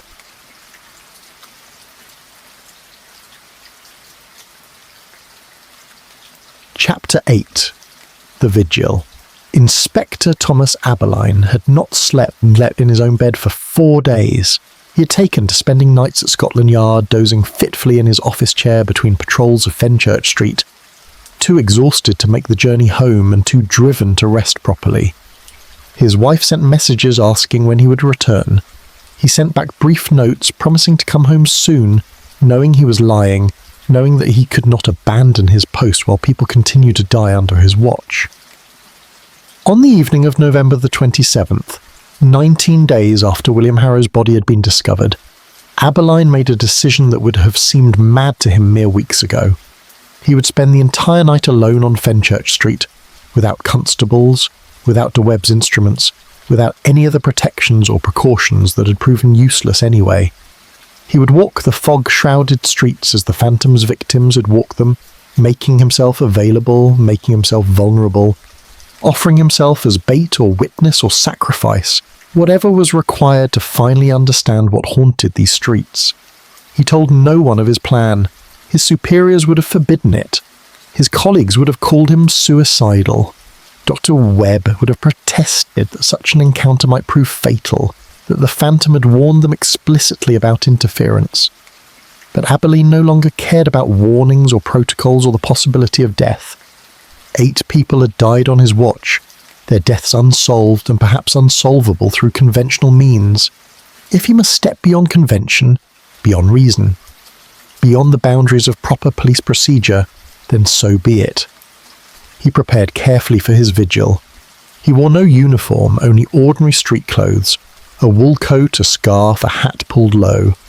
He carried no lantern, no whistle, no weapon. He wanted to appear as the victims had appeared, alone and unremarkable, just another soul moving through London's night. He walked to Fenchurch Street as dusk fell, watching the shopkeepers close their establishments and hurry home, watching the clerks depart toward the underground station in nervous groups, watching the street empty as it had emptied every night for weeks. The fog came at 7 o'clock earlier than usual, rolling up from the Thames in thick billows that swallowed the gaslights and transformed the street into a canyon of grey obscurity. Abberline positioned himself in a doorway near the corner of Lime Street, not hiding exactly, but sheltered from the damp, able to observe the street without being immediately visible to anyone passing by. The hours crawled past with agonizing slowness. 8 o'clock, 9, 10. The temperature dropped until Abberline could no longer feel his toes despite his heavy boots. The fog grew thicker, reducing visibility to perhaps 5 feet, muffling all sound except the occasional distant clatter of a cab or the mournful call of a ship's horn on the river. The city beyond Fenchurch Street continued its life, theatres letting out, public houses filling with drinkers, families gathering around their hearths. But here, in this small radius of fog-shrouded street, there was only silence and waiting. Abberline's mind wandered as he waited. He thought about his wife, about the concern in her eyes the last time he had seen her. He thought about his years in the police force, about the criminals he had caught and the cases he had solved, about the satisfaction of bringing order to chaos and justice to the wronged. He thought about William Harrow and Margaret Dalton and all the others, about their peaceful faces and their inexplicable deaths, about families destroyed by something that might not even be murder in any legal sense. At 11:30 he heard footsteps. They came from the east, slow and measured, approaching along Fenchurch Street with the deliberate pace of someone who was in no hurry. Abberline pressed himself deeper into the doorway, watching through the fog, waiting to see who walked alone through these haunted streets on a night when sensible people remained indoors. A figure emerged from the murk. A woman, middle-aged, wearing a dark cloak and carrying a small bundle. She walked with her head down, her pace steady, showing no sign of fear or caution. She passed within 10 feet of Abberline's hiding place without noticing him, continuing west toward Gracechurch Street. Abberline watched her disappear into the fog, wondering if he should follow, wondering if she was in danger. But something held him in place. An instinct. A feeling that he was meant to remain where he was. That movement would break whatever spell or opportunity the night was offering. The footsteps faded. Silence returned. Midnight came and went, marked by the distant chiming of church bells, the sound muffled and distorted by the fog until Abberline could not be certain which church was marking the hour. And then the cold came. It began subtly, a slight drop in temperature that Abberline might have dismissed as natural on a November night. But it deepened quickly, becoming that same profound chill he had felt during his previous encounters. That cold that seemed to originate not from the air, but from somewhere beyond the physical world. The fog around him grew denser, more opaque, taking on a faint luminescence as if lit from within. Abberline stepped out of the doorway into the centre of the street, his breath misted before his face in thick clouds. His hands, even in their gloves, began to ache with cold. He turned slowly, searching the fog, knowing that somewhere very close, the phantom had arrived. "I am here," he said aloud, his voice sounding small and fragile in the muffled silence. "I am alone, unarmed, and I wish to speak with you." No response came, but the cold intensified. The air grew heavy, pressing against Abberline's chest like a physical weight. He felt that same sensation of being observed, of standing before something vast and ancient and utterly inhuman. "I know you can hear me," Abberline continued. "You spoke to me before. You said, 'Not yet,' as if I was marked for death, but the time had not come. Why not? Why was I spared? Why were 8 others taken?" Still no response, but the fog began to move in patterns that wind alone could not explain. It swirled and eddied, forming shapes that almost resembled faces or reaching hands before dissolving again into formlessness. Abberline stood his ground, fighting the instinct to run, forcing himself to remain present despite every nerve in his body screaming warnings of danger. "They say you offer mercy," Abberline said. "They say your victims go willingly, peacefully. But their families grieve. Their loved ones are destroyed. How is that mercy? How is that anything but cruelty? And then it appeared, forming from the fog itself as if the mist had suddenly remembered how to be solid. The phantom stood perhaps 20 feet away, that same tall figure in its long coat, its head bowed, its hands clasped. Even after seeing it twice before, Abberline felt his courage waver. There was something fundamentally wrong about the figure, something that violated deep instincts about what should and should not exist in the world. The words came directly into his mind, bypassing his ears entirely, settling into his consciousness with the weight of absolute truth. You speak of grief, you speak of families, but do you know what your grief weighs against eternity? Do you comprehend how brief your suffering is, how small your loss compared to what lies beyond? I know only what I can see and touch, Abberline replied. I know that people are dying. That must stop. People are always dying. Every moment, in every place, the boundary is crossed. I simply make the crossing easier, gentler for those who are ready. Ready? How can you claim they were ready? William Harrow had a wife and daughters. Margaret Dalton had children who needed her. They had lives, futures, purposes. They had suffering. They had fear. They had the slow grinding away of hope that comes with years of toil in your smoke-choked city.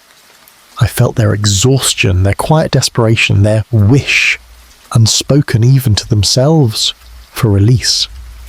I answered that wish. How is that different from what your physicians do when they administer morphine to the dying? I ease pain. I open doors. You kill without consent. That is murder, regardless of your claimed intentions. Consent. There was something in the mental voice that might have been amusement. Do the dying consent to their death when disease takes them? Do the drowning consent when the river claims them? Consent is a word you use to impose order on chaos, to pretend you have control over what you cannot control. I am a force of nature, Inspector. I am the tide that takes what floats too far from shore. You can no more stop me than you can stop the fog or the river or the turning of the earth. Abberline took a step forward, closing the distance between them. Then why appear to me? Why speak at all? If you're truly a force of nature, beyond human law and understanding, why waste words on a single policeman? The phantom was silent for a long moment. The fog continued its strange movements, and the cold remained constant. But there was a quality of consideration in that silence, as if the entity was genuinely pondering the question. Because you are different, it finally responded. Most do not see me until the moment I touch them, until I offer the invitation and they accept. But you see me clearly. You perceive what others miss. You stand in my presence repeatedly without fleeing or falling. That is unusual, interesting. You're not ready to cross, but you can see the threshold. That makes you rare. What am I supposed to do with this ability? Watch people die, fail to protect them. You are supposed to understand, you are supposed to bear witness. When I am gone from this place, when the door closes once more, you will remain. You will remember.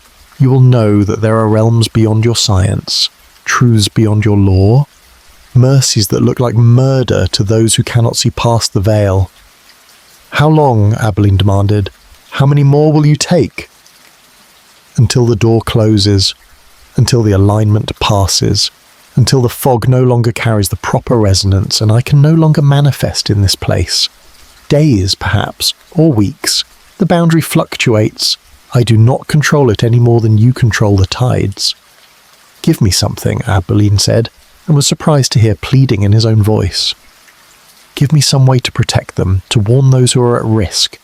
If you truly offer mercy, if you truly mean no harm, then surely you can spare those who wish to remain, who have reasons to stay, who are not ready despite what you perceive. Another long silence. The phantom raised its head, and though Abberline still could not see a face, and still perceived only that impenetrable shadow, he felt the weight of its attention upon him with almost physical force. You wish to protect them, but from what? From peace, or from release, from the answer to prayers they did not know they were praying? From death, Abberline said flatly.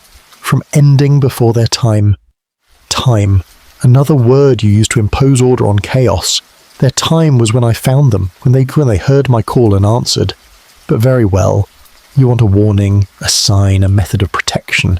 I will offer this. Those I call feel my presence hours before I touch them. They grow quiet, contemplative. They seek solitude. They drift toward the threshold without knowing why. If you can identify these signs, if you can keep such people in light and company and distraction, they may resist the call until I pass by on. But know this, if they are truly ready, if their exhaustion is deep enough, their suffering profound enough, no amount of light or company will save them. They will find a way to be alone, to be in darkness, to be where I can reach them. That is all you will give me? That is your mercy? That is reality, Inspector. I do not make the rules that govern when souls are ready to transition. I only respond to the readiness when I encounter it. You wish to save them all, but some do not wish to be saved. That is the hardest truth you must learn. The phantom began to fade, its form becoming less distinct, bleeding back into the fog from which it had formed. But before it disappeared entirely, one more thought pressed into Abberline's mind. Walk carefully, Inspector. You stand on the threshold more often than you realise. One day the call will come for you as well, and you will have to choose whether to answer or resist. I wonder which you will choose. And then it was gone. The cold receded. The fog resumed its normal, lifeless movement. The weight lifted from Abberline's chest, and he found himself gasping for air, his legs shaking, his heart pounding as if he had been running for miles. He stood alone in the street for perhaps 10 minutes, waiting for his breathing to steady, waiting for the trembling to stop. Around him, Fenchurch Street was just a street again, damp, foggy, empty, but no longer charged with that terrible presence. He might have been standing on any street in London on any November night, but he was not. He had spoken with something that existed beyond human comprehension, something that claimed to offer mercy through death, something that killed without malice but also without remorse. And he had learned something, not enough to stop it perhaps, but enough to try. Those who were called grew quiet, contemplative, seeking solitude. If he could identify those signs, if he could mobilise his constables to watch for people displaying such behaviour, if he could keep potential victims in light and company, it was not much, it was perhaps nothing. But it was more than he had possessed before his vigil. It was a thread of hope, thin as spider silk, fragile as morning frost, but real nonetheless. Abberline began walking towards Scotland Yard, his steps quickening as plans formed in his mind. He would assemble his team at dawn. He would deploy constable not just to patrol the streets, but to watch for behavioural changes in residents. He would enlist shopkeepers, landlords, night watchmen, anyone who might notice if someone began acting strangely, growing withdrawn, seeking darkness and solitude. The fog began to lift as the first grey light of dawn touched the eastern horizon. By the time Abberline reached Scotland Yard, he could see the outline of buildings against the sky, could make out the faces of the few people beginning to emerge for the day's business. He climbed the stairs to his office with renewed energy despite his exhaustion. He had stood in the presence of the impossible and emerged not broken but informed. He had been given a tool, however inadequate, to fight what could not be fought through conventional means. Whether it would be enough remained to be seen, but for the first time in weeks, Inspector Thomas Abberline felt something other than helpless frustration. He felt purpose. He felt direction. He felt for the first time since this nightmare began that perhaps he was not entirely powerless against the darkness. Outside his window, London awakened to another day of fear and uncertainty, but Abberline sat at his desk and began writing orders, organising his forces, preparing for the night to come. The phantom would hunt again. That was inevitable. But this time Abberline would be watching not just for a figure in the fog, but for the signs it had described, the quiet contemplation, the seeking of solitude, the slow drift toward the threshold. This time he would be ready, and perhaps, just perhaps, someone would be saved.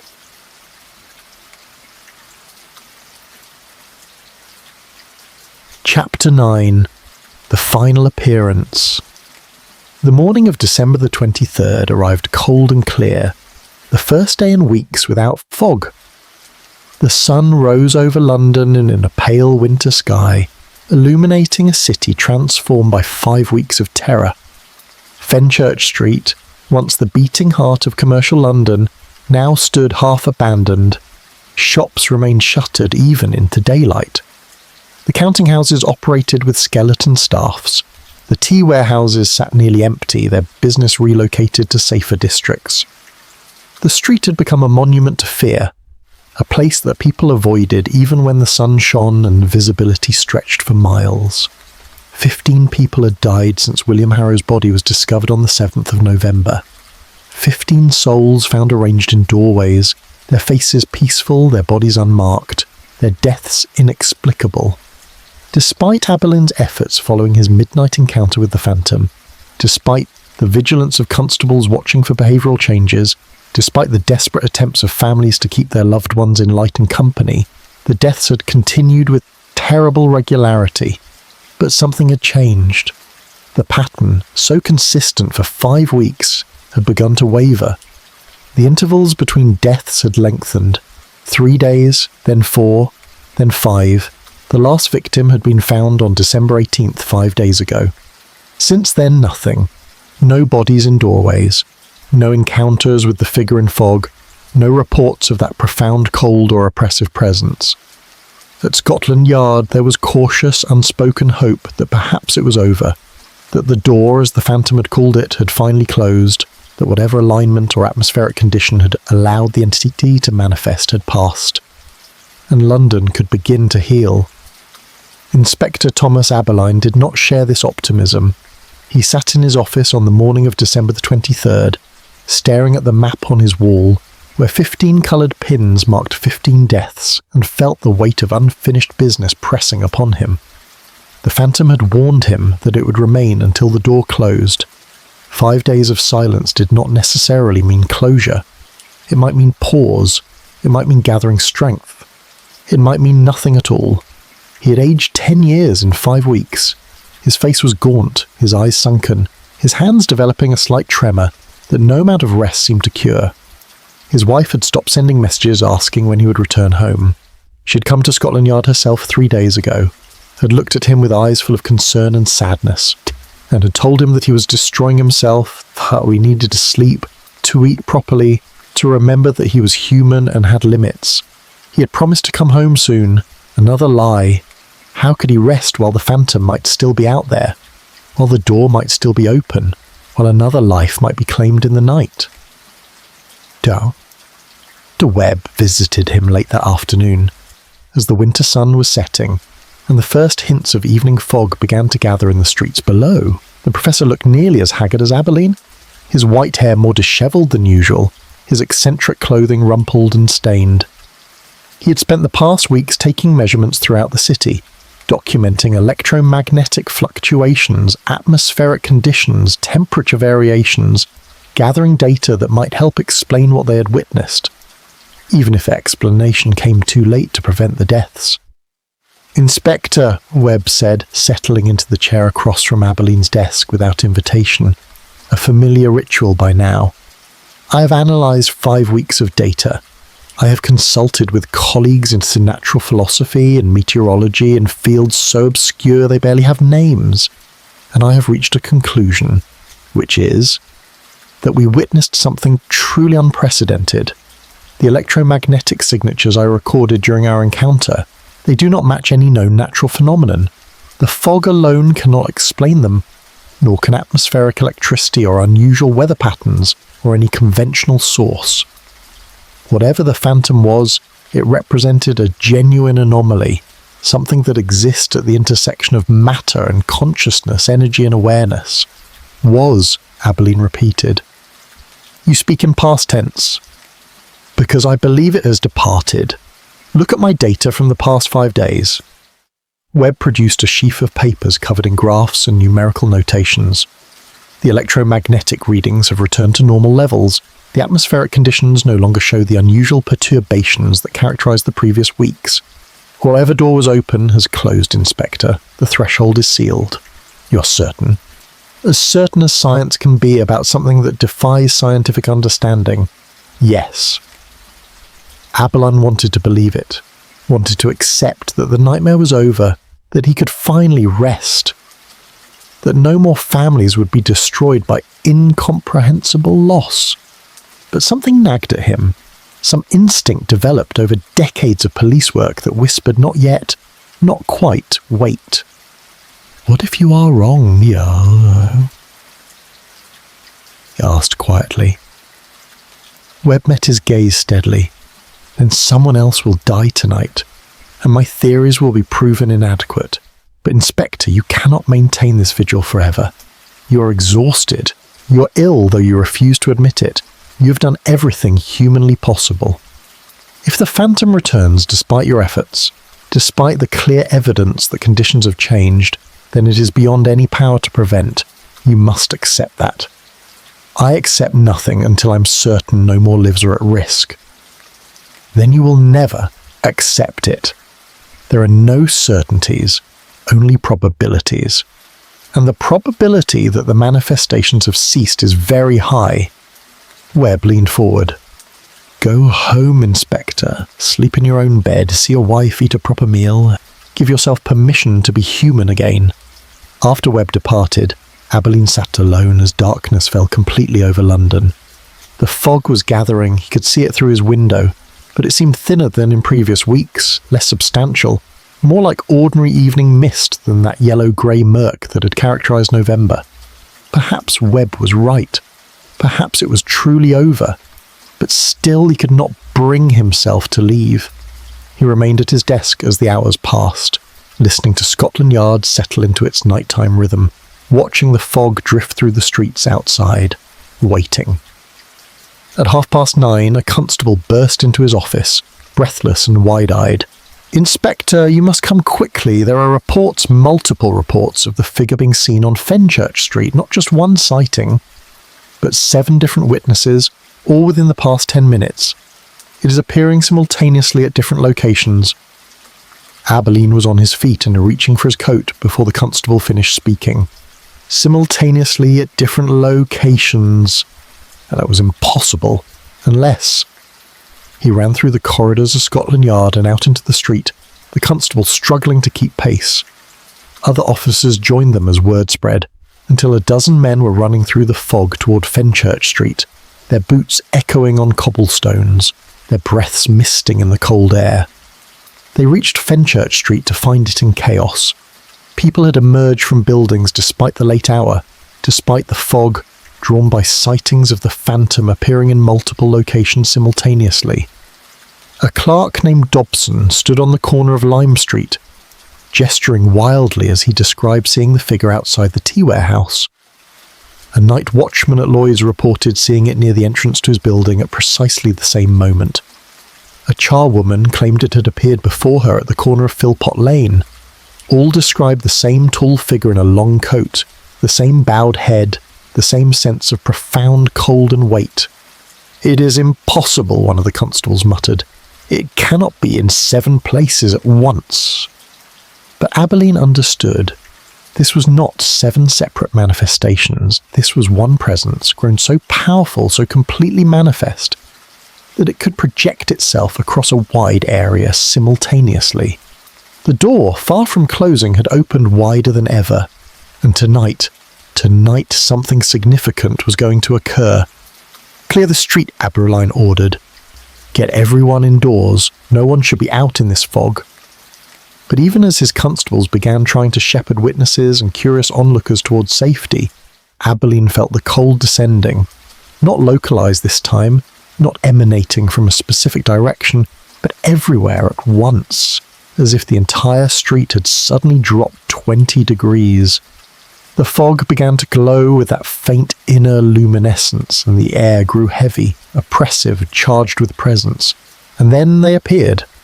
Not one figure, but 7, spaced at intervals along Fenchurch Street, each identical to the others, each standing perfectly still with head bowed and hands clasped. 7 manifestations of the same entity, or one entity powerful enough to exist in 7 places simultaneously. Abberline could not tell which, and in that moment it did not matter. What mattered was that people had stopped trying to flee. Despite the constable's orders, despite their own fear, witnesses stood transfixed, staring at the 7 figures, unable or unwilling to look away. Abberline saw their expressions, not terror, as he would have expected, but something more complex, fascination, longing, a terrible peaceful acceptance. "Do not look at them," Abberline shouted. "Cover your eyes, move away!" But his words seemed to carry no weight, seemed to dissipate in the fog without reaching anyone's ears. The people stood frozen, watching while the 7 figures began to move. They moved in perfect synchronization, gliding forward rather than walking, converging from their separate positions toward the center of the street. As they moved, they seemed to pull the fog with them, creating swirling vortices of mist that spiraled and danced. The cold intensified until Abberline's breath came in short, painful gasps.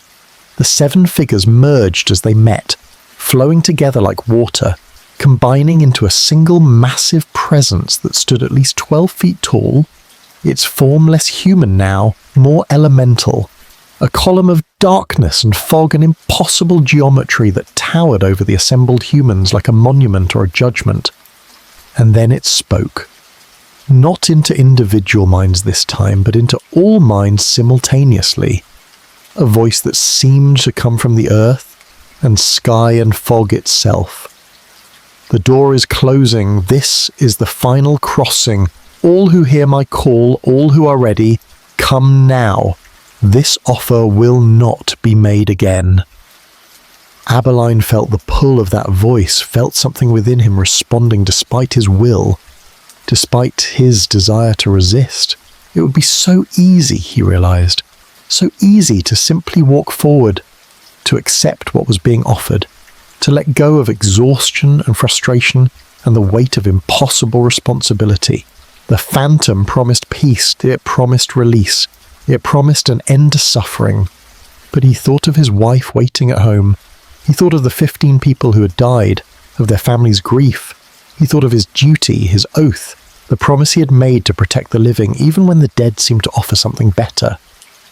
"No," he said aloud, though his voice came out weak and thready. "I refuse." And then, to his horror, he saw them. 3 people who had been watching, 3 residents of Fenchurch Street who had emerged despite the danger, began walking toward the towering figure. They moved slowly, peacefully so, their faces reflecting that same serene acceptance he had seen on the corpses in doorways. They were answering the call. "Stop!" Abberline lunged toward the nearest, a woman perhaps 50 years old, a shopkeeper he recognized from previous interviews. He grabbed her arm, tried to pull her back, but she shrugged him off with surprising strength and continued walking, her eyes fixed on the phantom. His constables tried to intervene, grabbing the other 2 people, attempting to restrain them, but they moved with single-minded purpose, breaking free, continuing their approach to the towering figure that waited in the center of the street. The phantom's voice came again, this time gentle, almost tender. "Do not prevent them. They have chosen." Their choice. "They are not choosing," Abberline shouted into the fog and cold and terrible presence. "You are compelling them. This is not free will, this is coercion." "I compel nothing. I offer. They accept. The difference is everything." The 3 people reached the base of the towering figure and stopped, looking up at it with expressions of wonder and peace. The phantom, if something so massive and elemental could still be called by that name, bent toward them, its upper portions flowing downward like water, enveloping them in darkness and fog. Abberline tried to run forward, tried to pull them back from whatever was happening, but the cold was too intense, the pressure too great. He managed only 3 steps before his legs gave way and he collapsed to the cobblestones, his vision darkening at the edges, his lungs struggling to draw breath. He watched helplessly as the 3 figures vanished into the phantom's form, absorbed or transformed or taken to whatever realm existed beyond the threshold. He watched as the massive presence began to dissolve, breaking apart into streamers of fog and darkness that flowed away in all directions, dissipating into the night air. The cold receded, the pressure lifted. The fog returned to being ordinary fog, thick and damp but no longer charged with presence. And where the three people had stood there was nothing, not bodies, not clothing, not any physical trace that they had ever existed. Abberline remained on his knees in the street, gasping for air, while his constables gathered around him with expressions of shock and incomprehension. They had witnessed it. All of them had seen three living people simply vanish into something that should not exist. And now that something was gone, and Fenchurch Street was just a street again, empty and foggy and cold. "Search the area," Abberline managed to say, though his voice came out as barely more than a whisper. Search every building, every alley, every doorway. Those three people must be somewhere, and he knew, even as he gave the order, that they would find nothing. The door had closed, and those three souls had passed through it in the final moment before it sealed. They were gone, not dead in any conventional sense, but gone nonetheless, taken to whatever realm lay beyond human perception. The search continued for 3 hours, mobilizing every available constable, checking every possible location where three confused people might have wandered. They found nothing, no bodies, no witnesses who had seen anything after the moment of disappearance.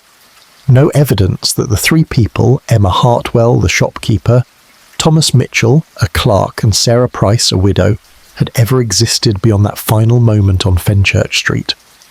As dawn broke on December the 24th, clear and cold and blessedly fog-free, Dr. Webb arrived with his instruments. He took measurements throughout the area, checking for electromagnetic anomalies, for any residual trace of the presence that had manifested so powerfully the night before. "Nothing," he reported to Abberline as the sun rose over the city. "The readings are completely normal. Whatever phenomenon occurred here, it has passed. The door is closed." This time Abberline believed him, not because of the scientific data, but because he could feel it in his bones, in his exhausted soul. The phantom was gone. The manifestations would not return.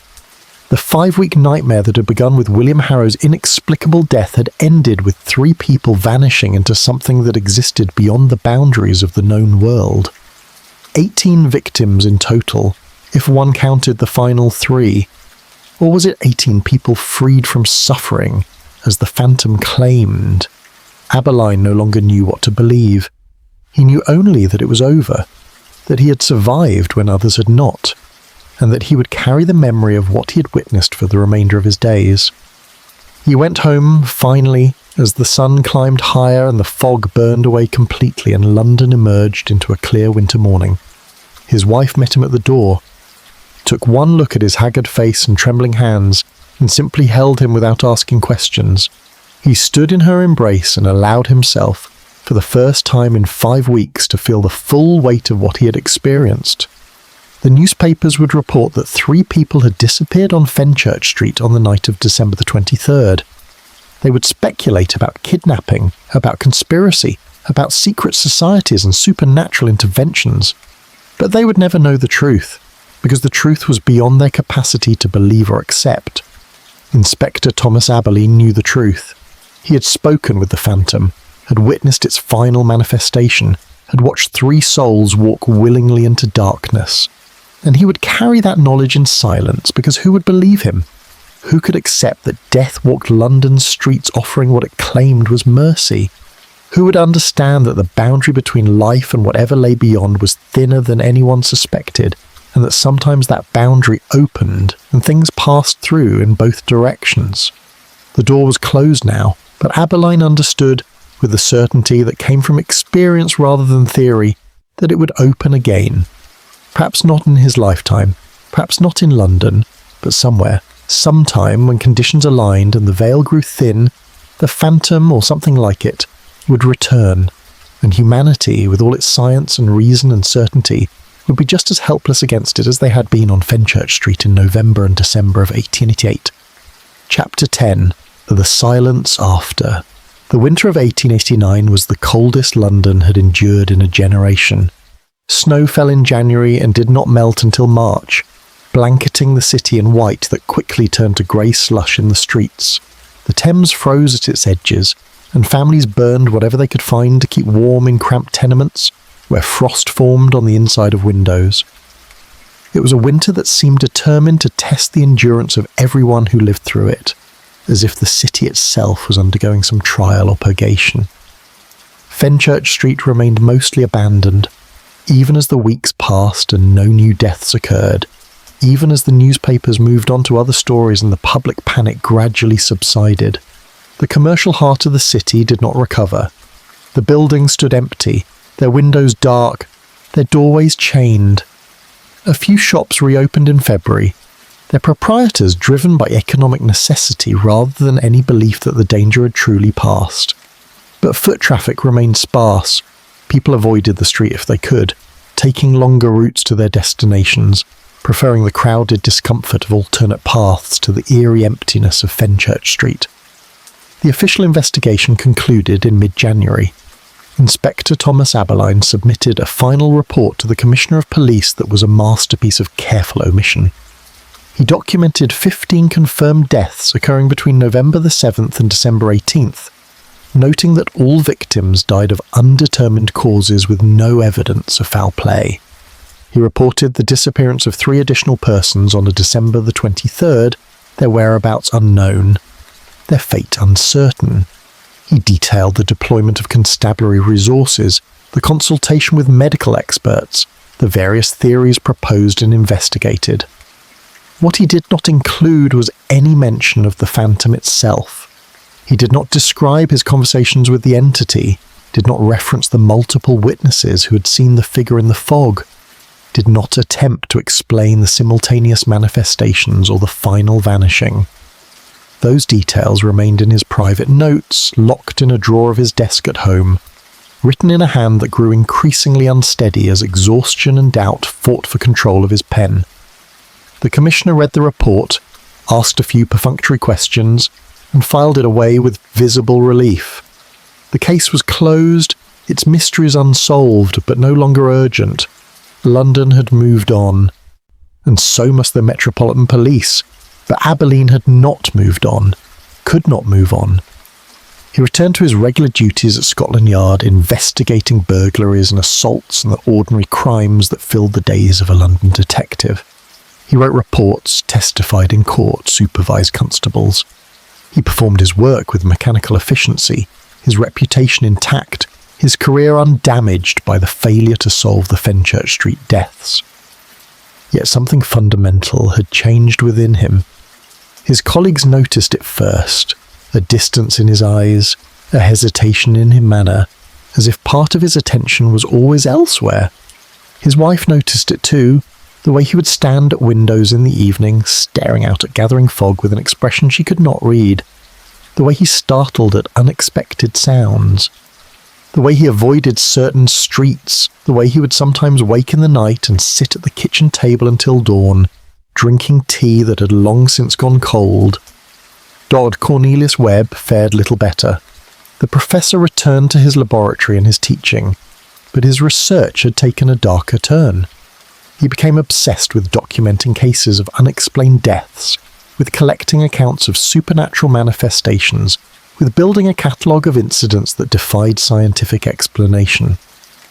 His colleagues at University College began to whisper that grief or overwork had unbalanced his mind, that his fixation on the paranormal was unseemly for a man of science. Webb did not care about their whispers. He had seen what he had seen, measured what he had measured. The electromagnetic readings were real, the data was sound. The phenomenon had occurred regardless of whether his colleagues chose to accept it. He published a paper in an obscure German journal specializing in anomalous phenomena, describing the Fenchurch Street manifestations in carefully neutral language.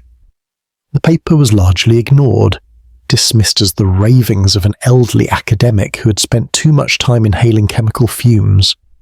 The two men met occasionally for lunch at a chop house near Blackfriars Bridge, sitting at a corner table where they could speak quietly without being overheard. These meetings were never planned far in advance, never scheduled on calendars. They simply happened when the weight of silence became too much to bear alone, when the need to speak with someone who understood, who had witnessed and survived, became overwhelming. At one such meeting in late February, with snow falling outside and the chop house filled with the smells of mutton and tobacco smoke, Webb showed Abberline a letter he had received from a colleague in Edinburgh. The colleague reported a series of strange deaths occurring in the old town, victims found in doorways with peaceful expressions and no visible cause of death. The local police were baffled. Did Webb have any insights? "It is happening again," Webb said quietly, pushing the letter across the table. "Or perhaps it never stopped. Perhaps there are doors opening and closing all the time, all over the world, and we only notice when the deaths cluster together, when someone bothers to look for patterns." Abberline read the letter, feeling the familiar cold weight settling in his chest. "What did you tell him?" "Nothing useful. What could I tell him? That he is facing something beyond his comprehension, that his investigation will fail, that he should simply document what occurs and hope the door closes quickly." Webb's expression was bitter. "We learned nothing, Inspector. We witnessed something extraordinary, and came away with no knowledge of how to prevent it, how to fight it, how to protect those it chooses to call. What good is witnessing if it leads to no power, no protection?" "We learned that it ends," Abberline said, "that the door does close eventually. That is something. Is it? How many must die before the closing? How do we know when it has truly ended and is not simply pausing? You saw what happened on December 23rd. 7 manifestations simultaneously, 3 people taken, not left as bodies, but simply erased from existence. If that was the closing, what might the opening look like?" They had no answers. They finished their meal in silence, parted with brief farewells, and returned to their separate lives of uneasy normality. The families of the victims struggled to find closure without bodies to bury or clear causes to mourn. William Harrow's widow held a memorial service in February, standing before an empty grave, weeping for a husband who had simply stopped living for no reason anyone could explain. Margaret Dalton's children, too young to understand, asked repeatedly when their mother would return home. The lies their father told them, that she had gone away, that she was sick, that she would come back soon, grew harder to maintain as weeks became months. Emma Hartwell's shop remained locked and empty, her inventory gathering dust, her accounts unsettled. Thomas Mitchell's position at the shipping firm was filled by another clerk who worked at his desk without knowing that his predecessor had vanished into fog and darkness. Sarah Price's small flat was eventually cleared out by her landlord, her belongings sold or discarded, her existence erased as if she had never been. The 3 who had vanished on that final night left even less behind. No bodies for burial, no certainty of death, only absence and unanswered questions. Their families petitioned the police, demanded investigation, insisted that loved ones could not simply disappear without trace. But the investigation yielded nothing, and eventually even the most persistent family members had to accept that their questions would never be answered. As winter gave way to spring, Fenchurch Street began to recover. New merchants moved into the vacant buildings, drawn by low rents and the fading of public memory. The tea warehouses resumed full operations. The counting houses hired new staff. The street slowly returned to its former purpose, commerce gradually overwhelming superstition. But those who had lived through November and December of 1888 did not forget. They walked the street with lingering unease, especially on foggy evenings. They crossed themselves when passing certain doorways, muttered prayers, made gestures of protection that their grandmothers had taught them, and that rational modern London was supposed to have abandoned. They remembered what they had seen, what they had felt, what had taken their neighbours and friends and left only questions and grief. Inspector Abberline continued his work at Scotland Yard for another decade, retiring in 1899 with commendations and a modest pension. He moved to Bournemouth with his wife, seeking peace in a small house overlooking the sea, far from London's fog and crowded streets. But peace eluded him. In his later years, when journalists and amateur detectives sought him out to ask about his career, about the Whitechapel murders and other famous cases, he would occasionally mention the Fenchurch Street deaths, carefully, obliquely, in language that revealed nothing of what he had truly witnessed. "There are things in this world," he would say, staring out at the ocean, "that we are not meant to understand, things that exist in the spaces between light and darkness, between life and death. The wise man acknowledges these mysteries without seeking to penetrate them. The fool insists on rational explanations for the irrational and goes mad in the attempt." He never spoke directly of the phantom, never described the conversations or the final manifestation. Those memories remained locked inside him, surfacing only in dreams where he stood once more on fog-shrouded streets, listening to a voice that promised mercy through extinction, watching people walk peacefully into darkness. Cornelius Webb died in 1903, still working in his laboratory, still collecting data on phenomena that science refused to acknowledge. Among his papers, found after his death by executors who barely knew what to make of them, were detailed measurements and observations from November and December of 1888. There were graphs showing electromagnetic fluctuations, temperature readings, atmospheric pressure data. There were witness testimonies collected and carefully catalogued. There were photographs, including the one taken on the night they confronted the phantom, showing nothing but fog and a curious blank spot where something had prevented light from reaching the photographic plate. The executors donated most of Webb's papers to the university, which filed them in an archive where they remain, largely unexamined, to this day. A few items were deemed too strange, too disturbing, and were quietly destroyed. The photograph of the phantom was among these, burned in a fireplace on a spring afternoon, its images of impossible geometry reduced to ash. The years passed. The 20th century arrived with its promises of progress and modernity. London grew, changed, rebuilt itself, again and again. Fenchurch Street survived the bombs of 2 world wars, survived urban renewal and economic shifts and the countless transformations that mark the passage of time. The buildings from 1888 were eventually torn down and replaced. The very cobblestones where Abberline had knelt dug up and repaved.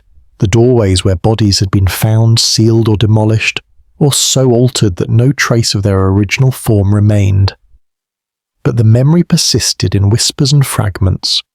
Local historians occasionally encountered references to the Fenchurch Street mystery in old newspapers, noting it as a curiosity, an unsolved case from Victorian London's many dark chapters.